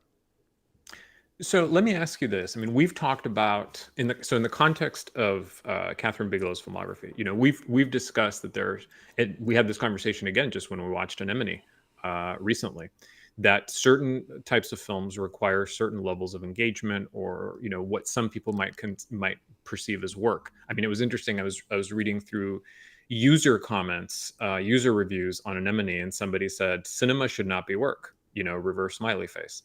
I mean, that is a belief that you can have, but there's no objective. It's not undergirded by anything in objective reality, right? So for you, possibly that's true. For other people, it may not be so.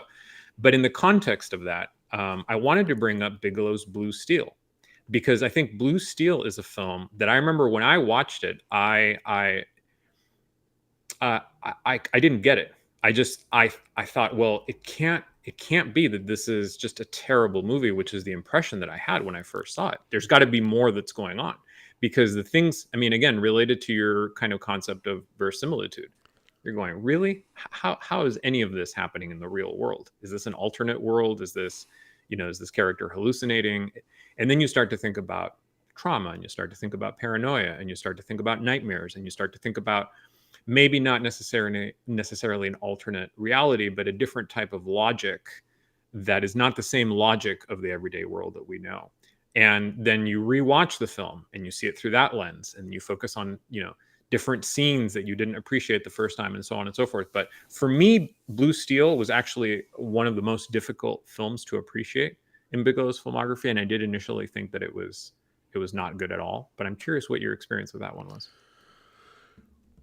I don't love it, but I do think, seeing where our country wound up, I think when you first saw it, it seems ridiculous in a way. It's science fiction, but real world science fiction, yeah. But after what's happened to America since Columbine, the fetishization of guns and gun culture and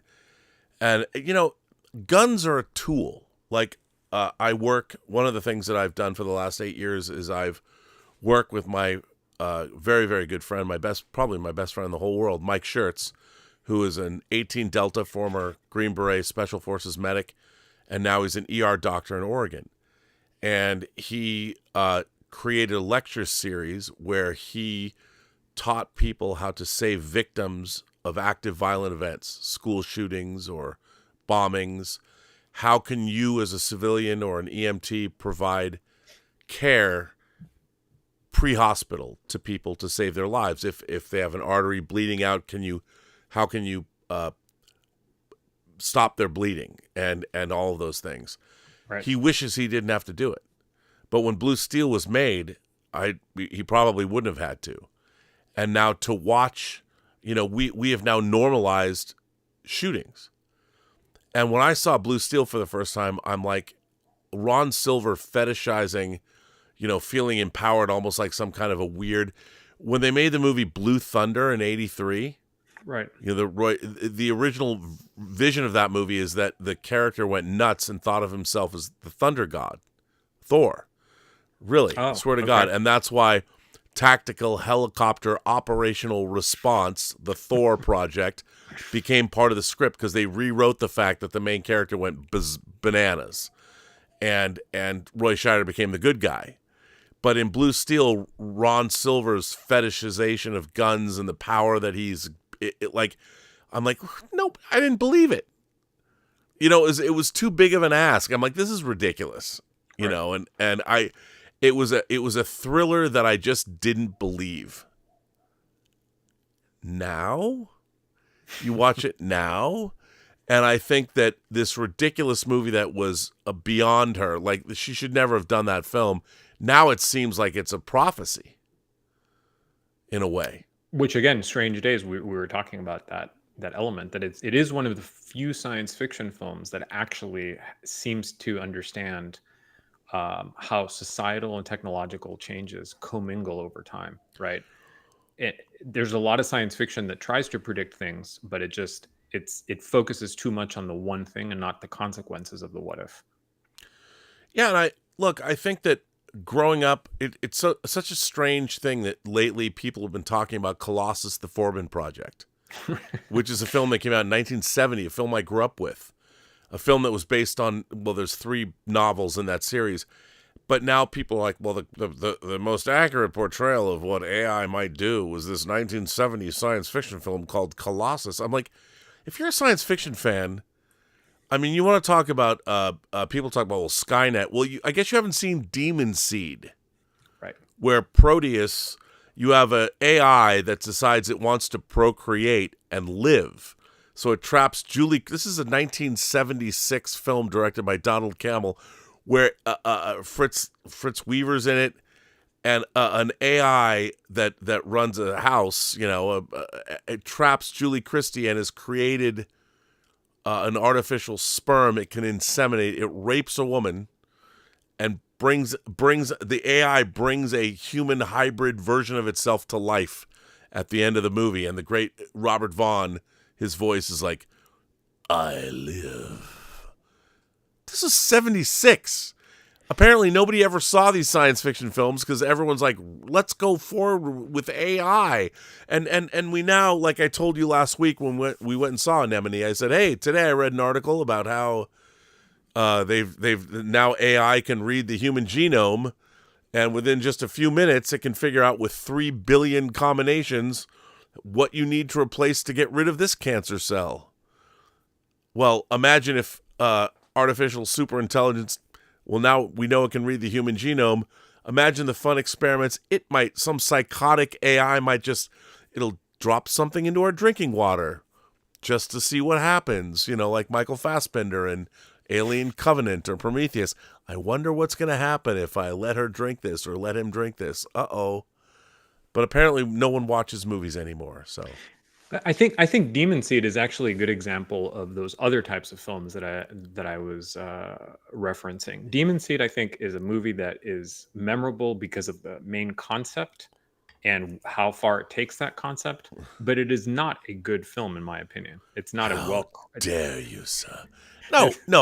Look, it's much more like a B movie than it is, actual. Well, interesting cinema, right? As we know. Because the show that you and I are going to do, 90% of everything, according to Sturgeon's law, is crap. Yeah. 90% of science Strange fiction Days films, would make the 10% of it would make the 10%. Era, but the Demon Seed would not. It would no, but Demon Seed does have an air of respectability because of how it's made. Yeah. It feels like it's a good movie. It feels like it's elevated. Right. But it's really not. However... It's tawdry realism. Yeah. I love it. I love Demon Seed. Warner Archive put it out on Blu-ray. God bless George Feltenstein. I own it. People are going, what the hell are you talking about? Dean Koontz. I've never known Dean Koontz either wrote the novelization of the movie or he wrote the book that the movie's based on. I don't know the answer to that. I don't know offhand. I'd have to check. It's not great. Yeah. However, when you see it, like when I was 11, I'm like, oh my God. I watched it a couple of years ago for the first time, and it was not a pleasant experience. God damn it! Why you gotta harsh my mellow? Speaking of lesser entries, because I like to go there. So I brought up Blue Steel. Let's talk about K-19, The Widowmaker. That's a Bigelow movie that I doesn't seem to drive much conversation. Is it just disposable? Is it genre fare? Is it a misfire? I mean, it's in between Strange Days and the more serious Hurt Locker, right? I think she did Weight of Water in there as well. Yep, that my ex-wife did the actual video box for. For K-19? No, for Weight of Water. Weight of Water. Okay. K-19. Look, sometimes directors are mismatched. They take a job. I understand why she got the job. She probably needed the money. K-19 is a movie that I feel is... So for those of you who don't know, K-19, The Widowmaker, Harrison Ford, he is not Marco Ramius. He doesn't have a Scottish accent, so he shouldn't be playing he shouldn't be playing a Russian sub-commander, even though he is. It's not good. Now, do you think that was useful for her, though, as a stepping stone? Because Hurt Locker, Zero Dark 30, I mean, there are certainly more military-ish aspects to those films, and the themes that she's engaging with seem they're not necessarily all there in K-19, but there's some of it there. Look, I think that part of Hollywood is you take the jobs that you can get. And I think her biggest motivation was she was probably the last person in the world the studio thought should direct that film. And was probably still recovering from Strange Days, right? Which, yeah, because Strange Days was not a successful film. Right. And what's, what the thing about Kathryn Bigelow is, you look at all of her movies, she never half-asses it. You really feel that she's put everything she's got into those films. Yeah. And Strange Days, she left it all on the field, man. Right. And everything about that film from a directorial standpoint is virtuoso work. And then it comes out and it, people poo-poo it. It's not that good. Even the trailer, by the way, which you played, I think is still great. I love that. Now, the trailer I played, by the way, I uploaded it to YouTube in advance to see if they would flag me, but that's the teaser trailer. Of course, right. that scene is exactly in the film, but they shot that scene for I love when teaser trailers are actually shot. They don't do this much anymore, but a teaser trailer is actually the actor participating and they shoot something. That's why I played that. But yeah, it's a real interesting question. I mean, I don't know. It would be. I don't know if there's any interviews to that effect, but I think that Kathryn Bigelow wanted to show that after Strange Days, the people that needed to know could see that she could direct any kind of action sequence she needed to direct. A woman could finally. I mean, I would say that other than Kathryn Bigelow, another female director that I give all the credit in the world to is Mimi Leder. Right. And she did Peacemaker as her first film. Yep. She directed, in the first season of ER, she directed an episode called Love's Labor Lost, which is one of the greatest hours of television I've ever seen in my life. And I love Deep Impact. I'm a Deep Impact guy. I'm not an Armageddon guy, even though I like Armageddon. Right. And unfortunately, her feature career never panned out. Kathryn Bigelow never gave up, but I think that K-19 The Widowmaker was I think it's a Paramount film. Is it Paramount? Might be Paramount. That she was trying to work into and she also needed to leave James Cameron behind. I mean, she'd been at Fox, Point Break, Strange Days. She needed to get out from under James Cameron's.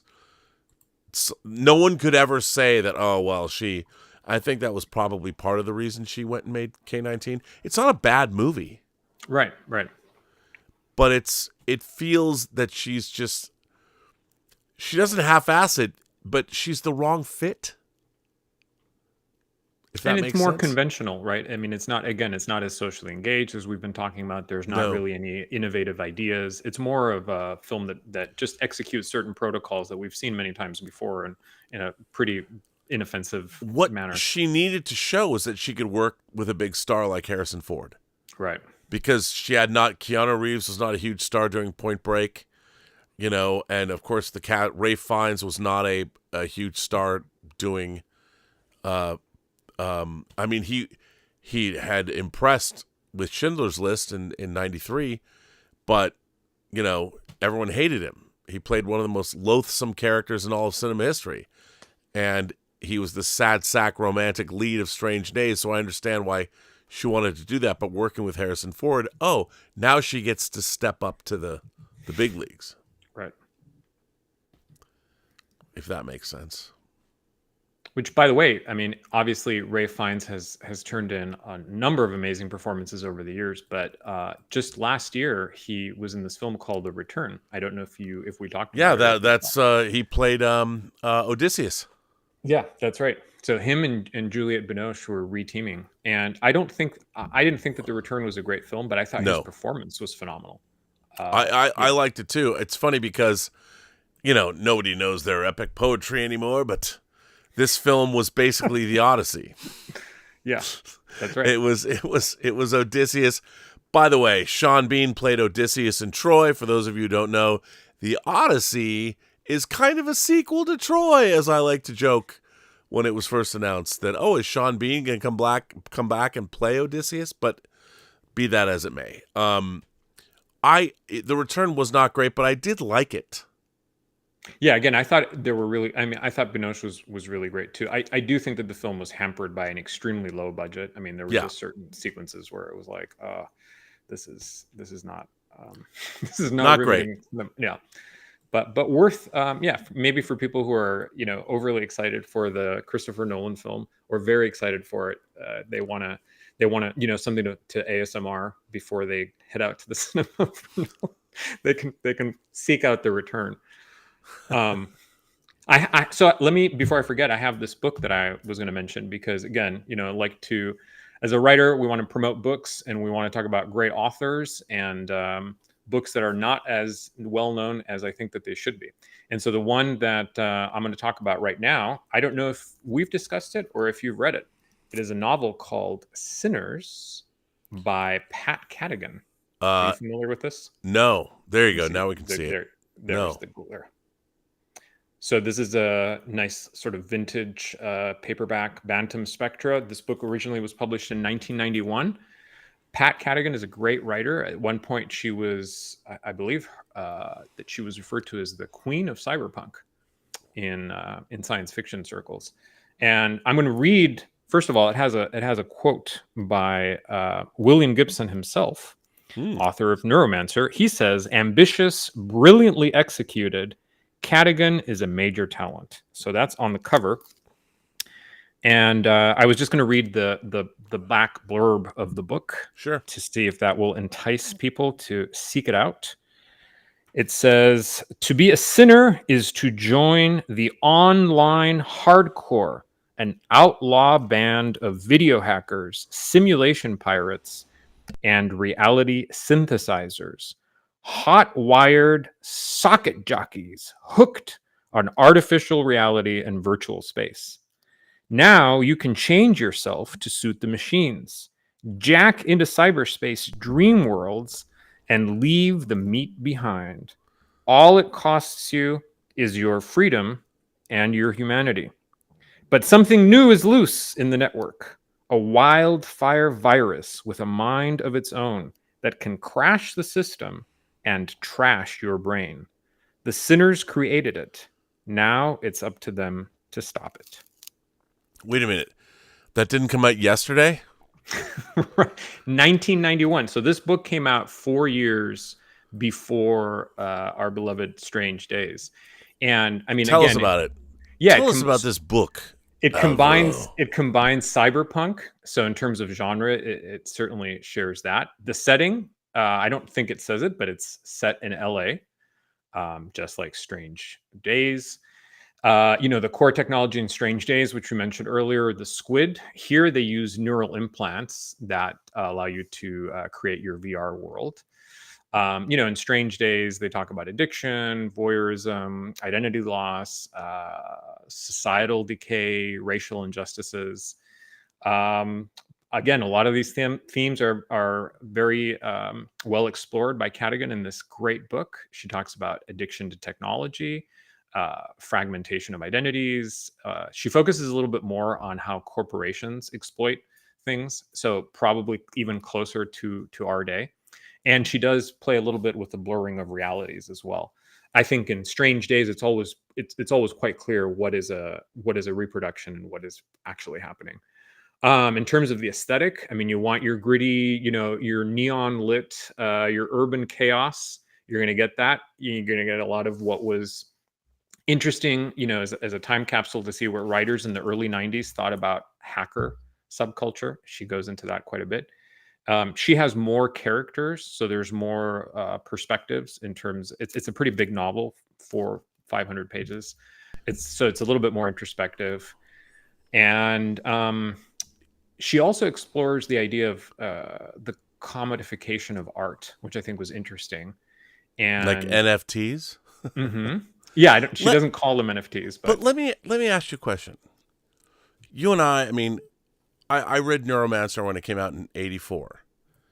How is it that there is, like, I look at every AI revelation or every, I feel like I'm reading a science fiction novel set in 1983 about a bunch of idiots that like it boggles my mind, right, that we're all worried about AI when all of this stuff was laid out for us decades ago by science fiction writers. Like I can't understand that everyone's talking about AI like, oh my God, the new AI world we're gonna live in. Like, And it's not just, James Cameron talking about Skynet. Right. Or a movie I love, Her, when the AIs become sentient and they're like, we're out of here. Like, we're leaving. We perceive the universe in an entirely different way. And how is it that did no one read? How do you think we're now living in this weird, naive world that nobody apparently paid any attention to the gigantic science fiction cyberpunk movement? And I would go back as far as call it World on a Wire. Hell, call it Metropolis in 1927.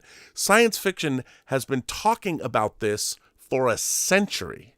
Call it 1984. I mean, not all of it. And yet everyone's like, what are we going to do with our coming AI overlords? It's just unbelievable to me that all these tech bros, like, they act like they're the first people that ever thought of this stuff.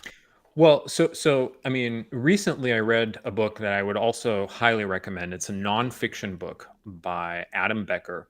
It's called More Everything Forever. I think I mentioned it when we were watching Foundation season 3, and he discusses this idea of AI overlords and the ridiculousness of trying to build systems that have infinite growth associated with them, Sure. which is what a lot of these captains of industry, as you call them, like to aspire to. And one of the things that was fascinating, but also really concerning about this book, again, More Everything Forever by Adam Becker, he has a chapter where he actually traces a lot of the ideas based on articles that these people published early in their careers. When I say these people, I'm talking about, developers of different types of AI and people who are in Silicon Valley.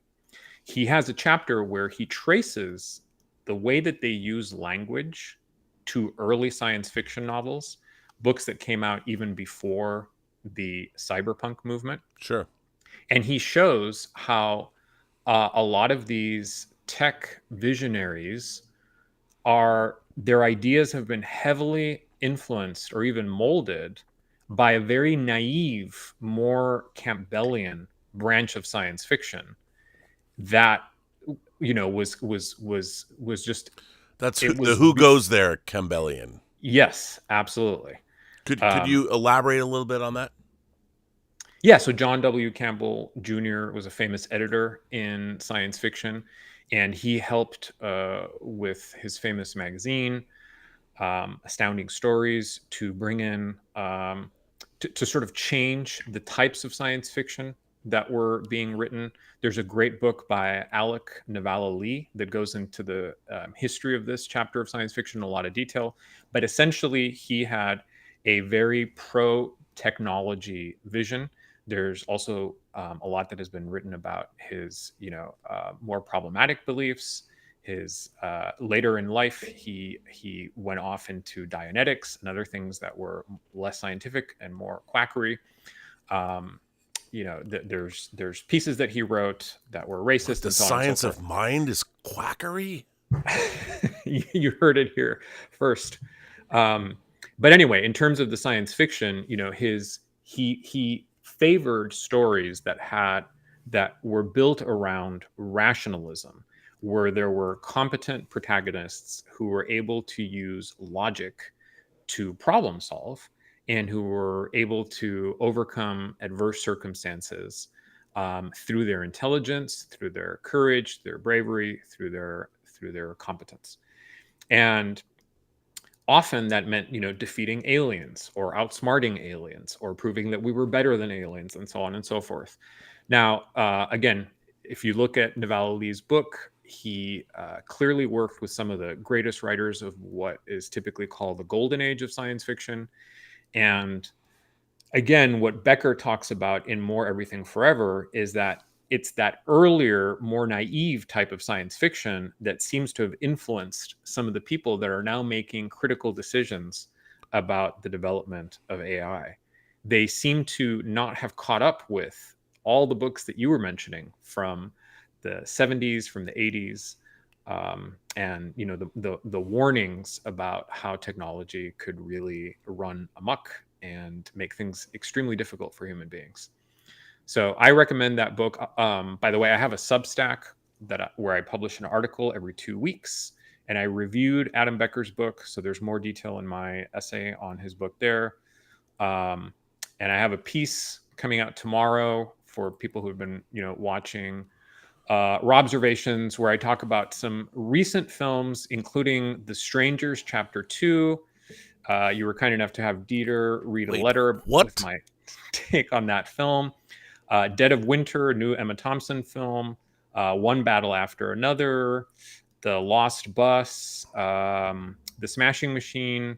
And Anemone. So I talk about all those 6 movies in tomorrow's article for anybody that Wow, wants where to. can people find that? So people can find that at The Gulf of Selves. That's the name of the Substack. It's just Alvaro Zainasamara at substack.com.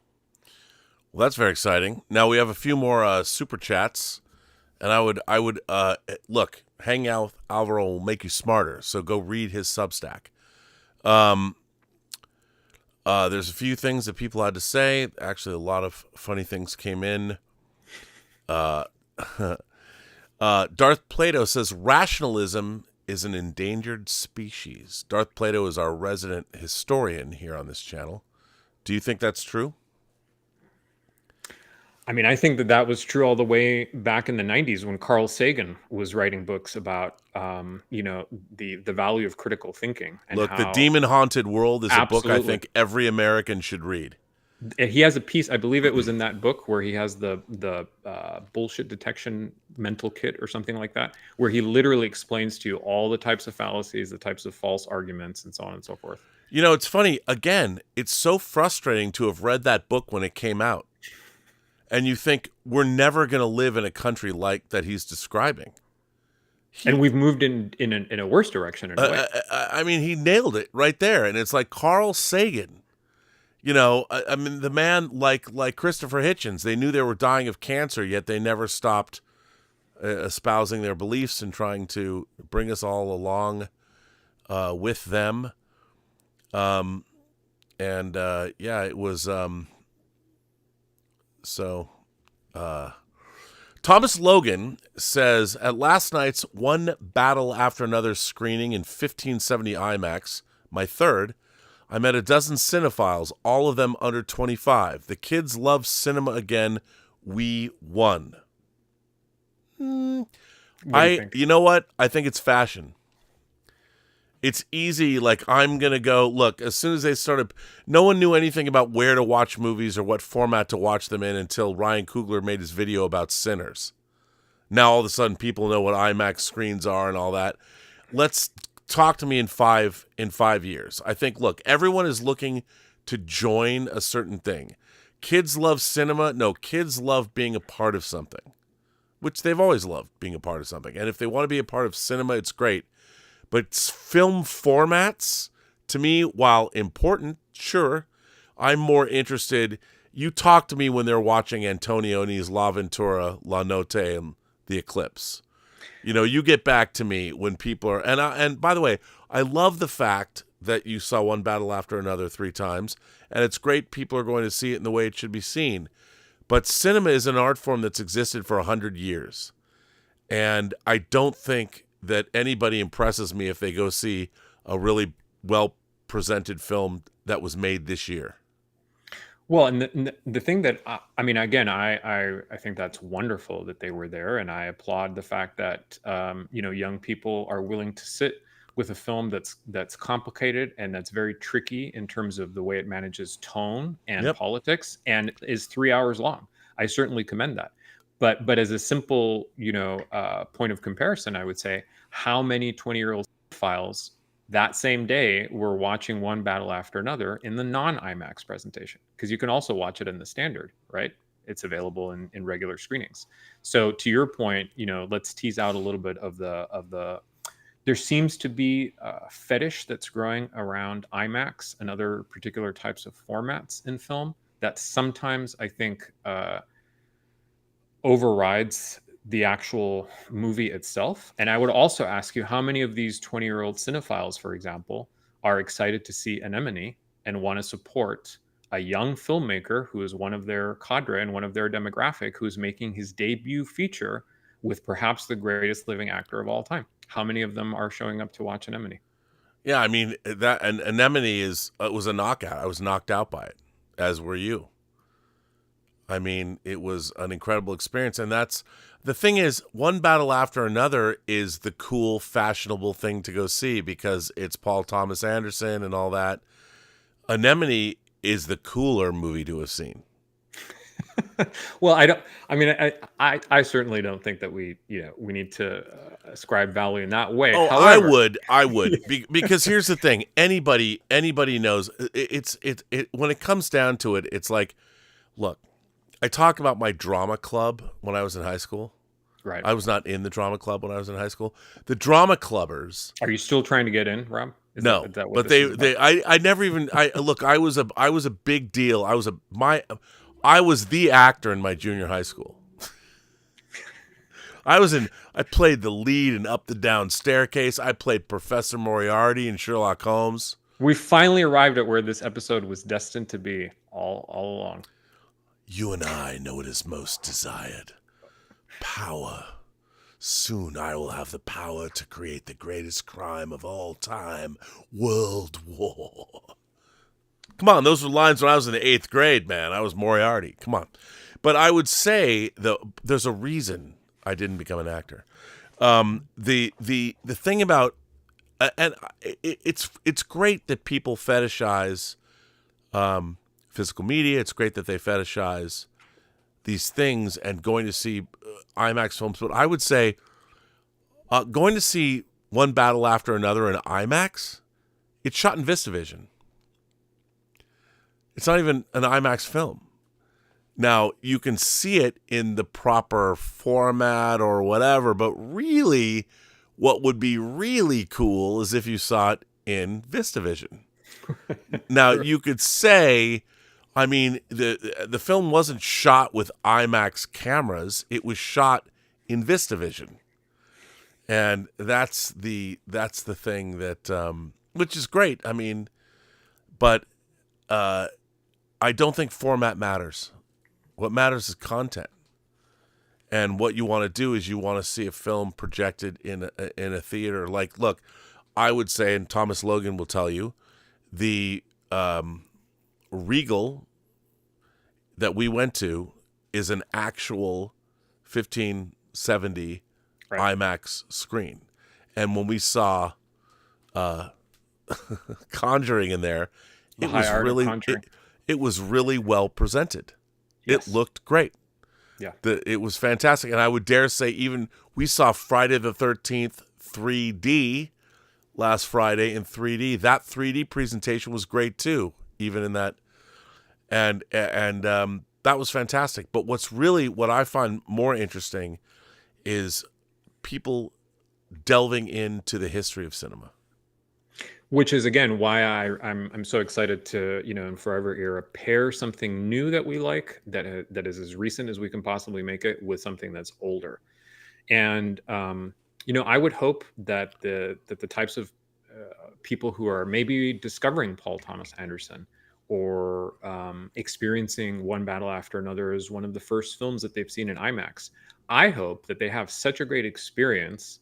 And that maybe through the types of conversations that, Thomas Logan is alluding to, hanging out with other people and discussing the movie and connecting, they build that sense of community, but they also get hooked on cinema itself so that they will keep coming back and watching lesser known filmmakers and taking more chances and just championing the theatrical experience overall. That would be amazing. Yeah, and I think Thomas Logan himself is a huge fan, and I love the fact that I get notes, you got to go to this theater, you can see it before it leaves. And because One Battle After Another, according to Thomas, the last show in 1570 is on Thursday morning. So, and I really appreciate that. But I think it makes sense. I think it's going to get pushed out by Tron. Ares. Yeah, I'll be watching that on Friday. Which is the following. I'm going to the Chinese theater in Hollywood to see it in 3D. So, but I appreciate that. But here's my problem. I just want people to watch films, to experience, and I'm more interested to see young people watching movies that were made in the 50s and 60s and 40s and 30s. and seeing them delve into those things than things that are coming out necessarily today. But cinema is a product of its time. So, Sonny Dominguez says, enjoying this conversation with a ribeye, an honest thief Cabernet, and Blue Dream joint. Looking forward to being at White Devils, by the way. I'll bring a flask. I love you, man. I love you, Sonny. For those of you who don't know, you've seen the trailer for White Devils. If you live in Southern California, White Devils is the latest film that I'm a producer on. We are having a public preview. Actually, it's a public world premiere, to be honest. There will be some of the stars of the film, some of us, the people that made it, the director, me as a producer, our sound designer. Oh, no, he's out of town. But we are having it at the Gardena Cinema, which is in Gardena. It's a family-owned theater. It's an 800-seat auditorium, and it's been owned by the Kim family since the 70s. And we are going to have our world premiere there. We are selling tickets so anybody can come, and we'll make it a big party. It is the first time. We had Tango Shalom on this channel first. This is my second film I produced since I've been on YouTube. So everybody plan on October 28th, Tuesday, October 28th at 8 p.m. at the Gardena Cinema. Come see the world premiere of our film, White Devils. We're going to have a Q&A. It's going to be a lot of fun, and we'll all be there. And how many other YouTube channels make movies? I mean, yeah, Kevin Smith and people like that. But this little tiny YouTube channel, this is our second film. The second film that I'm a producer on. I mean, with Tango Shalom, I produced, I edited, I was the voice of Moses, I was the visual effects supervisor and the post supervisor. On this, I'm just the producer. But still, how many other YouTube channels can you watch that make movies? Rob, you're always the voice of Moses. Well, you know, I just wish I spoke Aramaic. You know, what do you think that would do for your subscriber count? Nothing. I would just like to.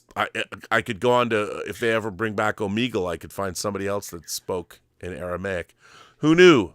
But so that's going to be October 28th at 8 p.m. at the Gardena Cinema out by LAX. Everybody's invited. It is going to be the ultimate Post-Geek Singularity meetup. I invite all of you to join us. The film, by the way, is a little rough, a little mature. You know, don't bring your kids. And if you have delicate sensibilities, not the film for you. It's not Thriller, A Cruel Picture, or a Serbian film, but it has some things that you might be a little triggered by. Generational trauma, apartheid, real apartheid, not apartheid people have made up, but actual South African apartheid, things like that. And you can also see me as a fill-in, as a stand-in, get my back whipped. I hung from a Vincent Guastini, who did the wings for the Angels and Dogma. I went to his shop.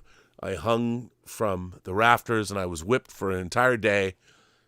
And I bled. I had prosthetics. You can see all of that in the film. So, as the Evil Dead would say, join us.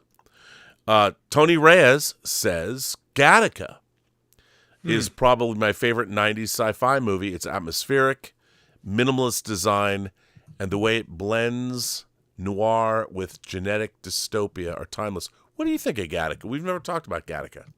No, I was very taken with Gattaca when it came out. Me too. I loved it.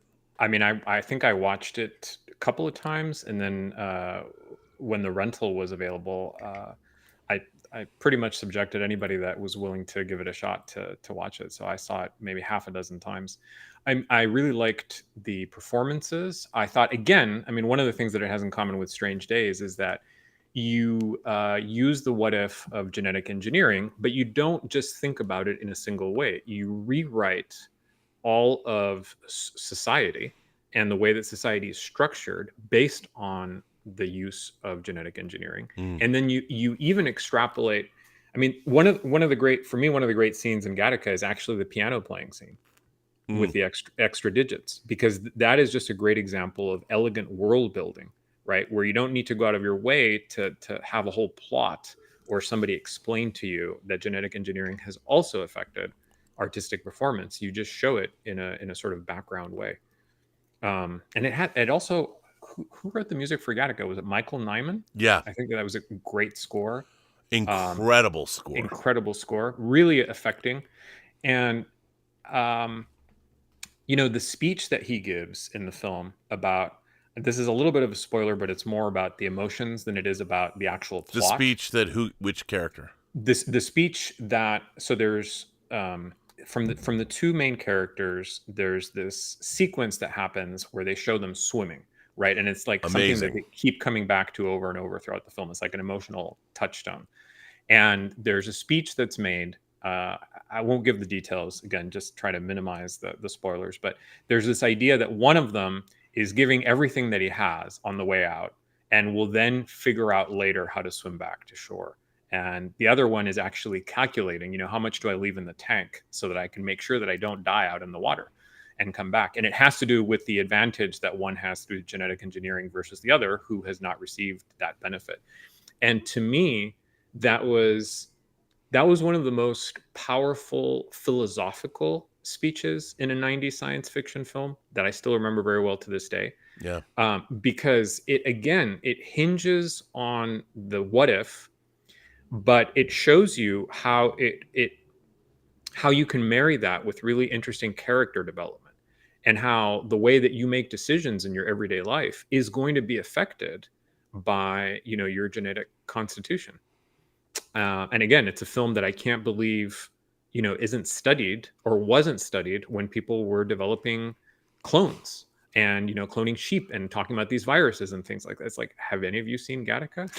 Well, it's so frustrating to be a science fiction fan, as we have been our whole lives, that the job of a science fiction writer is to extrapolate the reality of a situation. I always say on the show, if A, B, and C are true, then D, E, F, G, H, I, what happens then? And that's what great science fiction does. And we have been surrounded by it our entire lives. And with movies and books and shows, and whether they're simplistic or not, I mean, these questions have been asked. And I'm like, did anyone see Gattaca? I've just got my CRISPR in the kitchen, and I'm genetically engineering my pets or whatever. I'm like, really? That's what you're doing? I mean, it baffles me that and that film is what, 25, 26 years old now? Yeah, I think Gattaca doesn't have the sort of visual pizzazz of like A Strange Days or Blade Runner, and I don't know if maybe that's part of the reason why. It does have a beautiful aesthetic, though. Oh, it's a very refined. The aesthetic of Gattaca actually reminds me. It's to say in the opposite order. Never Let Me Go, which has a very distinctive melancholy aesthetic.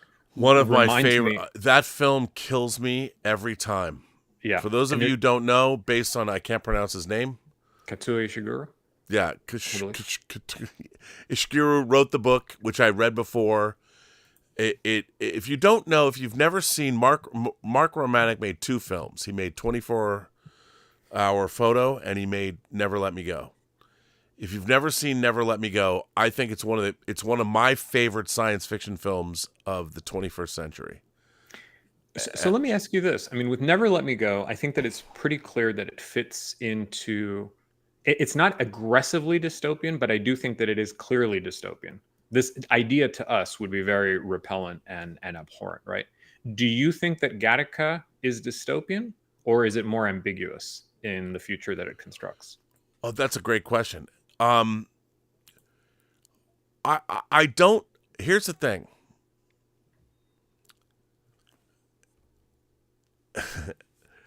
I'm a meritocratist, and I'm a civilizationist. Right. Gattaca is all about the fact that in Gattaca, human beings have been perfected, and the go-to position is that human beings, we've used genetic engineering, and we've gotten rid of the flaws of humanity, and we've really perfected people, which I think is a good thing. And what you're doing is you're being asked to you identify with somebody that didn't have those advantages. He was a natural birth. He was not genetically engineered.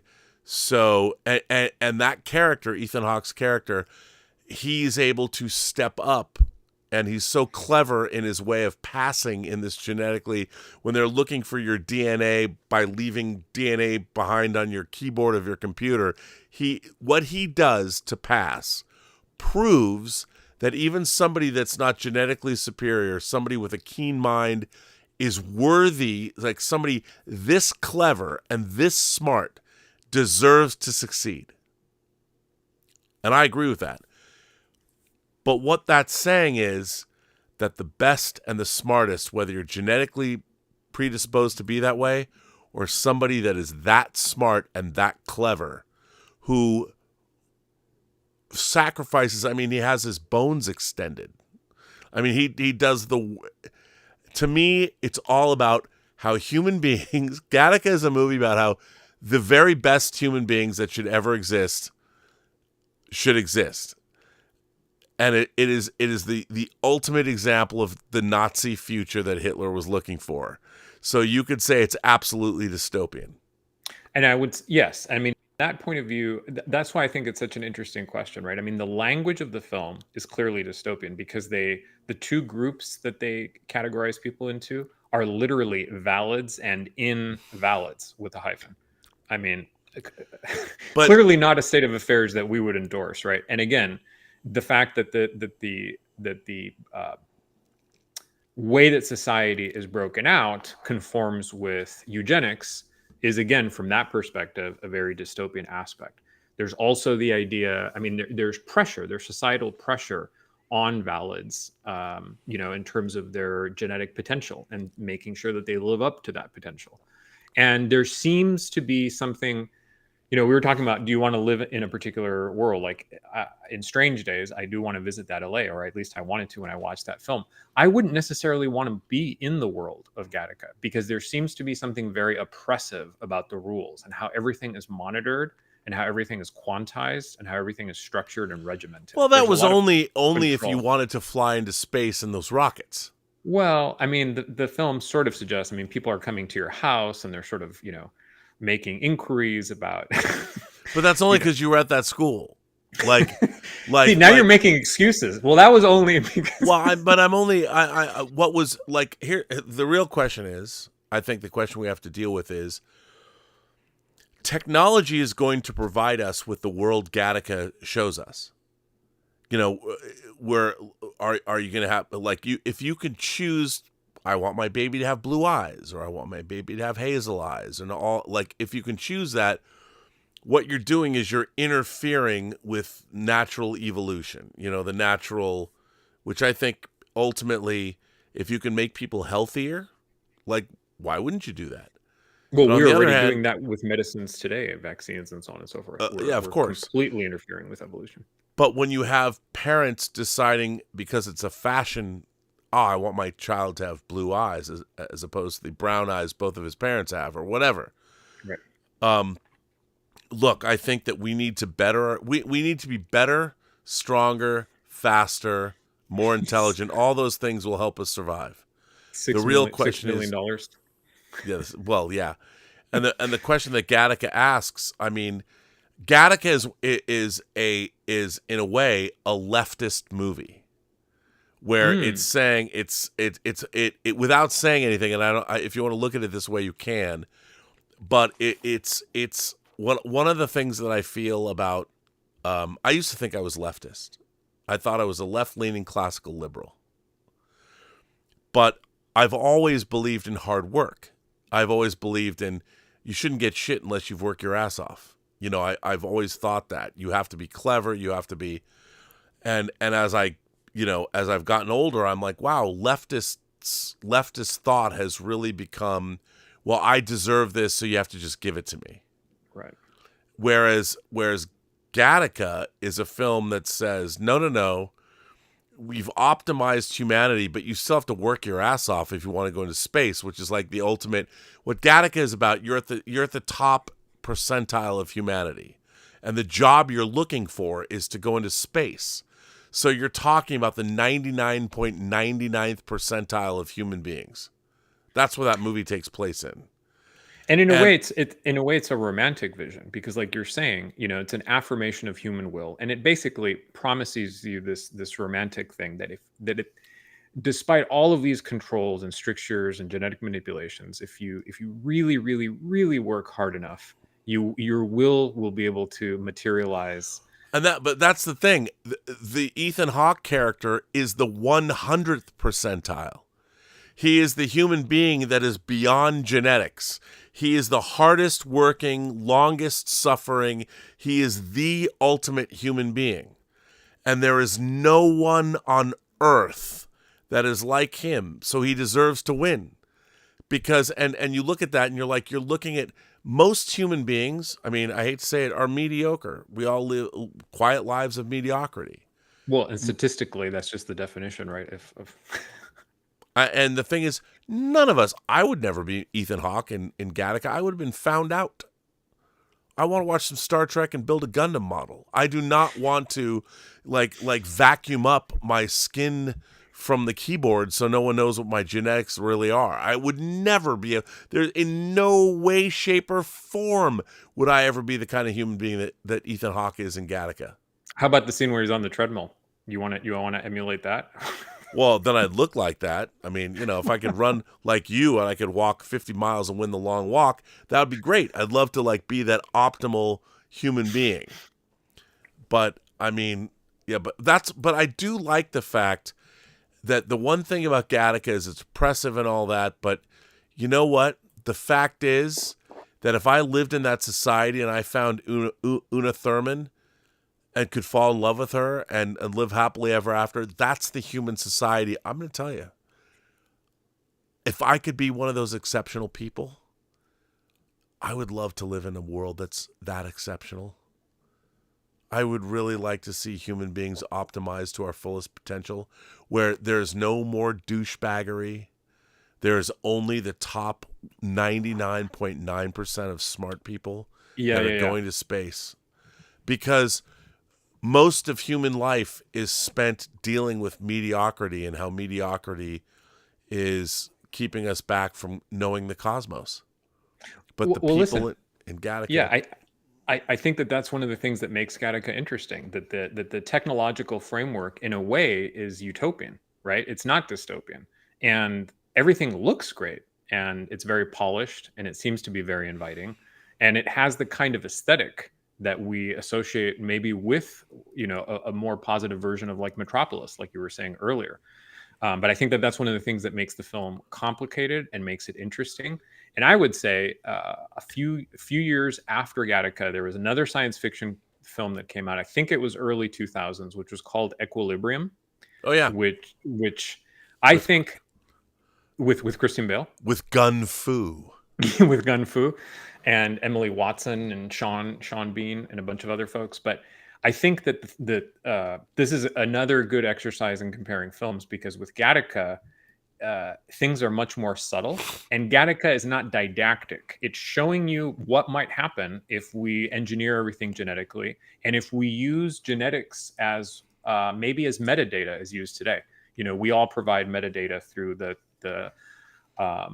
social media and other apps that we use, and in a way, the genetics of Gattaca fulfill a similar narrative function, and the consequences are subtle and they're far-reaching.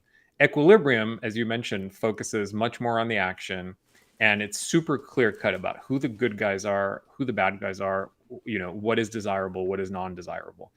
And so it came out a few years afterwards, and they're both technically near future science fiction, but I think but an interesting film, Yeah.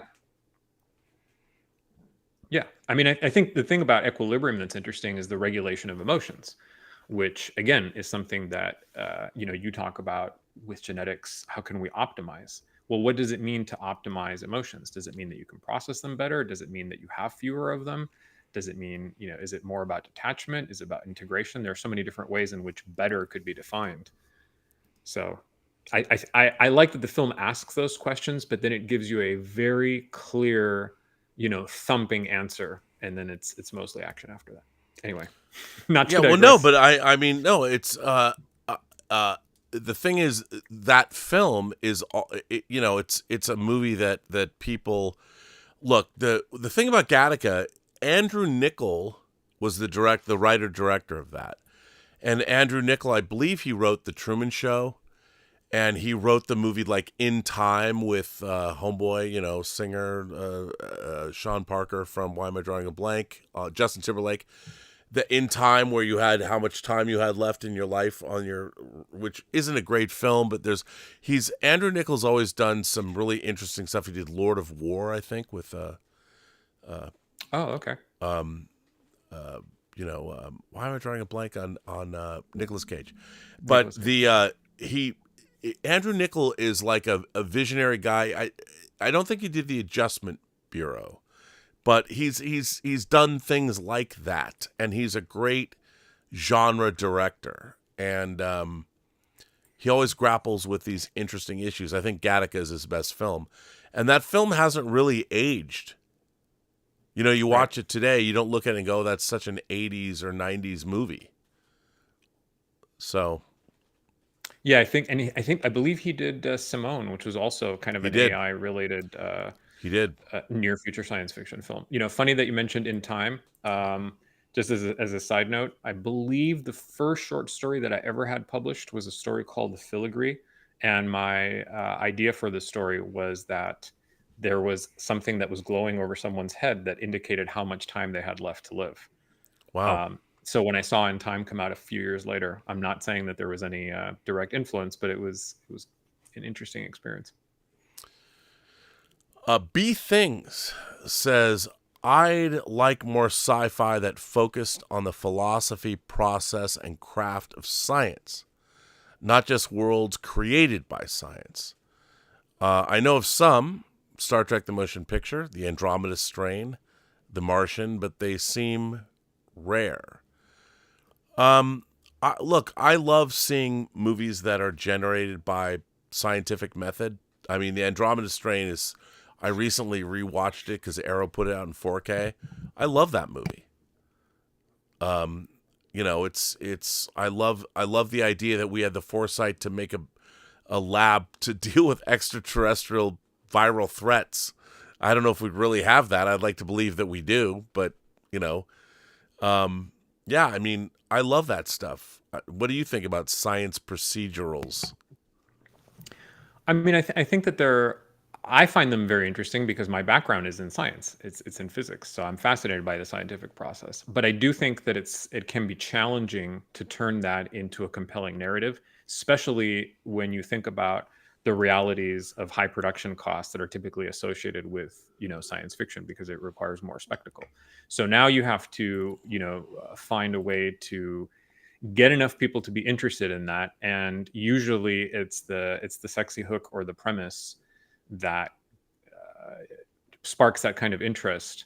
People hear scientific method, I think they mostly tend to shy away or think that it's very boring or uninteresting.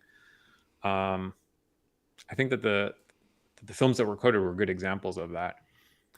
That was actually it certainly doesn't end up being that way, but I thought that originally when I watched the 1960s Time Machine, I was drawn in because I thought it was going to be about mostly developing the time machine. It's like this guy in this Victorian lab. He's going to spend hours working on all of these things, and he's going to, they're going to walk you through the equations. No, that's not how it's going to go. Come on, man. We got to get to the Weena and the Morlocks of it all. That's right. And so I think George Powell. Yeah, The Martian is more like the version of the time machine that I thought I was going to get, but most movies are the Morlocks. But I do love The Martian, especially the extended version of it with more NASA and stuff. I love all that. Just like, I love seeing the scientific method. I watched, Dave Cullen, who's a British or UK YouTuber that I like. He watched Phase 4. He reviewed Phase 4 on his channel. That's an interesting one. Yeah. Very interesting film. It's wild. It's wild to watch. Like, I thought that every science fiction film fan had seen all of this. There's nothing we can mention because, when I was growing up, we sought out everything. Right. All my friends was like, we have to see everything. And if you hadn't seen it, we'd go see it at the theater, like a landmark theater. If something would play, we would all go. If somebody got a bootleg videotape, we'd go to someone's house and watch it. We wanted to watch every single thing that existed from Méliès, From the Earth to the Moon to now. Yeah. We want from every country of the world. It didn't matter. Look at Matango, Attack of the Mushroom People or whatever. We have to watch that. Or, Gorath or the Green Slime, whether it was Asian or whether it was East European, we would watch it all. And you're often quoted Reptilicus. Oh, man, Reptilicus. God, you know what, though? I didn't know that movie was as awful as it was until Vinegar Syndrome put it out and, are you going to buy the 4K? No. Just like Friday the 13th Part 3, you had no idea how bad it was until you rewatched. But to the viewer's question, I would say we've been talking about Strange Days, a film that came out the same year, 1995, which I think is a good forerunner of The Martian and does focus a lot on the use of the scientific process, and was recently re-released in IMAX, was Apollo 13. So I'm sure many people know that, but I think that would be one to add.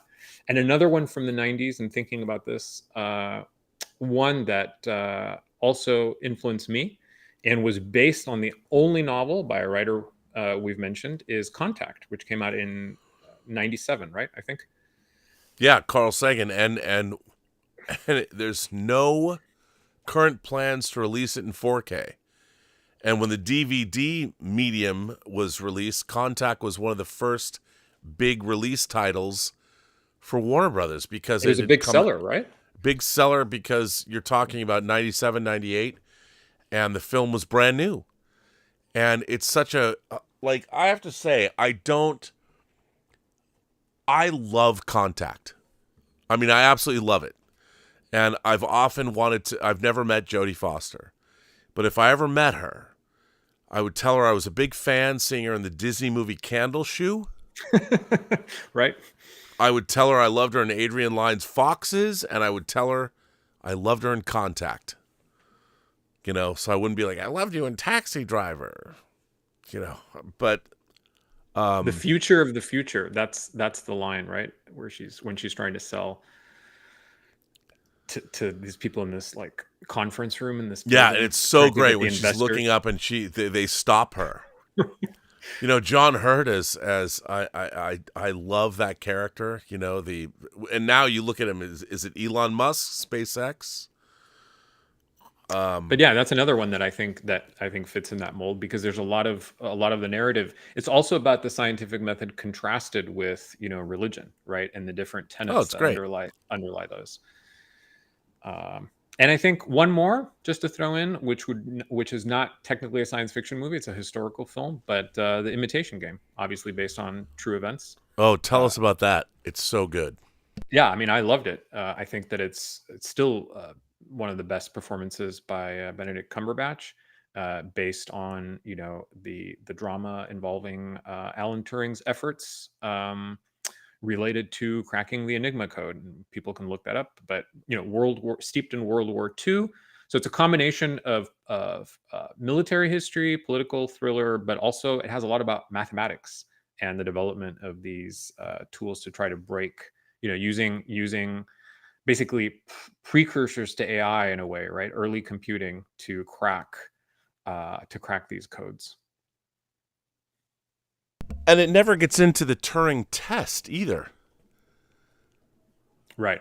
And that's, one of the things that is interesting, that same professor, Alan Turing, came up with how are we going to know if AI has reached human potential? What would you call that? I like that. I mean, if you're talking to an AI agent or something, can you differentiate whether you're communicating with a human being from? Yeah, and that's the Turing test, and it's the same guy. It sure is. And they don't really get into that in the movie,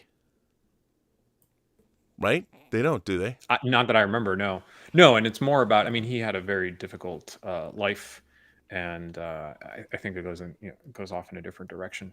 Yeah, Again, totally. More based on the book.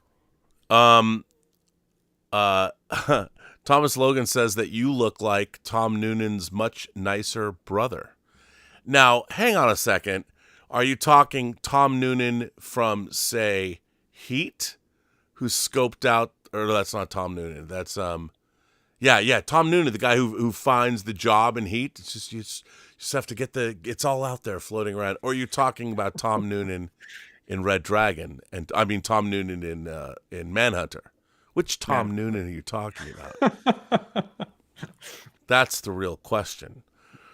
And that was Thomas Logan. B Things says, I'd rather people watch Lawrence of Arabia on a refrigerator than just go to a random new movie in IMAX because it's hip this week. Well, hang on a second. I would say that it doesn't matter why people go to a movie. If it's hip this week, what you want is a transformative experience. And there's going to be people that go because they think it's fashion or cool. And they're going to be utterly transformed. Like when I was at USC, I had to take Cinema 190 when I got there, which is a basic cinema class that Drew Casper, a very famous teacher, taught. And the great thing was you'd go once a week to see these films on the big screen in the Norris Cinema, 500-seat theater on the USC campus. And I was transformed. Like I had to watch movies I'd never seen before. I'd heard of them. One of them was All About Eve. And when I saw All About Eve, I knew 5 minutes in, this is one of the great screenplays of all time. But by the end of that film, I was transformed. And I mean, and it was very funny because I was sitting there in the theater, everyone had gone, and I was the only one left. And Drew Casper was sitting down on the left side underneath the screen, and he was at his lectern. And he saw me just sitting there, and he was just nodding like, you know what's up. And that was like, I thought I was going to see something like, whatever, All About Eve. Because the posters and the things I'd seen about All About Eve, I'm like, what is some like romantic comedy? I had no idea that my life was about to be changed. And it was. Well, I think so. That's a really interesting point to bring up, to focus on the consequences of the film viewing experience and the magic that can happen, right?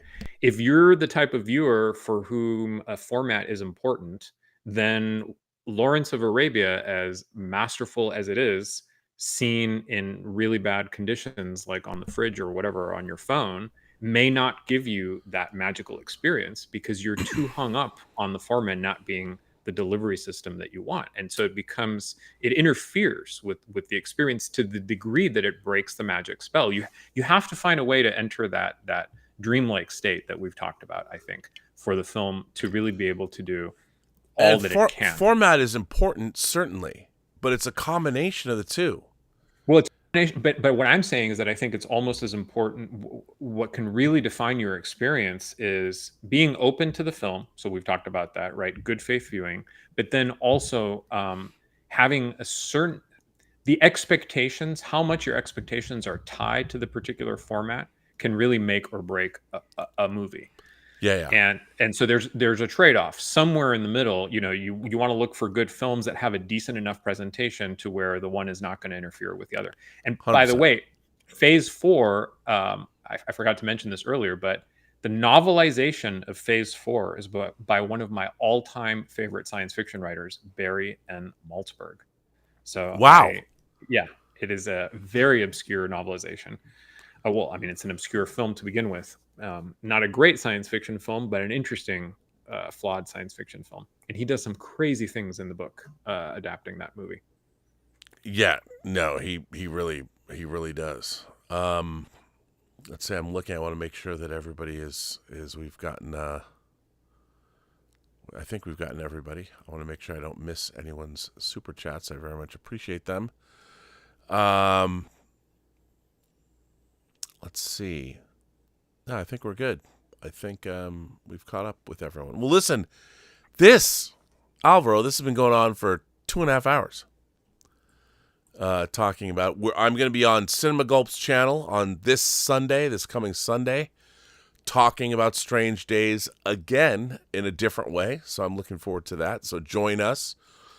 And also, our movie, again, if you live in the Southern California, I mean, I love the fact that we're going to debut this movie, White Devils, that's based on a female South African writer's play, Diep Grond. She died of leukemia. She was one of the most, Reza de Wit, one of the most celebrated South African playwrights, and she was taken way before her time. And we're showing it at the Gardena Cinema, which has been a family-owned single-screen theater since the 70s. There's 800 seats there. I don't know when the tickets will go on sale, but if you live in Southern California, please come down. We will hang out. It'll be the ultimate movie meetup because I will have been one of the people that made the movie that we're going to watch. Alvaro will be there, I would assume, on Tuesday the 28th. I'd love to be there. And you know people, so I can get you a ticket. And so that'll be fun. I hope Bill Hunt and Sarah will come. We'll have a lot of people. We'll have a Q&A afterwards. The lovely Cella, who plays the female lead in the film, will be there. So if you want more information, you can find me, and we'll do that. By the way, if you're a member of the channel, we will have a member call this Saturday. And to talk about, well, I won't have seen Tron by then. I see it on Sunday. And Alvaro and I are going to start a new show called The Forever Era, where we talk about our favorite stuff. Kind of like this was like the hidden pilot to the Forever Era. Right? Yeah, this kind of was. I'm glad. It's funny. I was talking to Alvaro on the phone. I was at the grocery store parking lot at 7:00. I'm like, yeah, man, let's do a show. Let's talk about Strange Days. Because you told me that it debuted 30 years ago tonight.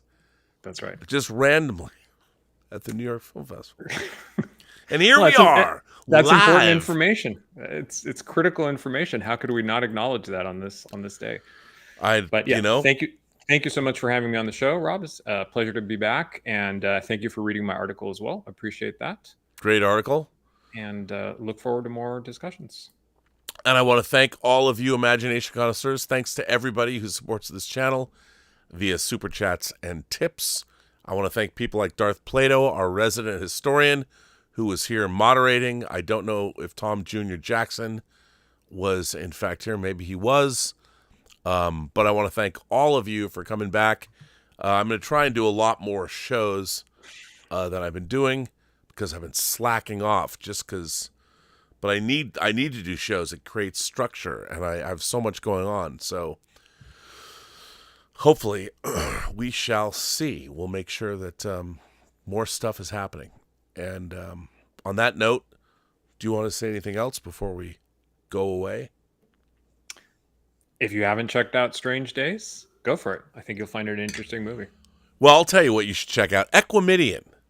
Alvaro's book. Alvaro's first novel. He's written a lot of short stories. His first novel, Equimedian, is available right now on Amazon. You can get the hardcover, the soft cover, or you can get it on Kindle. Right? Yes, thank you very much. I appreciate the plug. Well, come on, go buy his book. I mean, the man, no man can live on YouTube streaming alone. Go buy his book. His book is, you'll know from the first 3 paragraphs how great of a writer he actually is. You'll know. And the rest of the book, you will never stop thinking about it. You'll be like, what the fuck is going on? Trust me. The A24 of science fiction novels, right? It is truly the A20. That's a really great way to, why is that not the blurb on the cover? Why isn't A24 why isn't Ari Aster already adapting your book? Can I represent it? Can I take it to A24? On that note, thank you, everybody. I very much appreciate it. And remember, every person you meet has a story to tell that you have yet to hear. And all you have to do is listen. And for everybody who's a cynic, hey, we're getting a big budget, giant science fiction film with a 9 Inch Nails score. And Jeff Bridges comes back, unlikely, playing a character he originated in 1982. How insane is that? hey, I understand you might not like Jared Leto, but the fact that Tron Ares even exists at all is a stunning achievement in something. And I would also point out that Tron was recently re-released, the original, on 4K. And if you get it, you can watch my documentary. I made a feature-length documentary on the making of Tron. I'm actually very proud of it. It's a little academic. I think it's entertaining, but I'll leave that up to you to decide. I'll see you all later. I'll be back tomorrow. I'll be back on the John Campea Show. John is somewhere between here and Kansas City, Missouri. Unbelievable. But we will see you, well, as Justin from Justin's Collection would say, on the next video. I can't do an Australian accent. It's not good.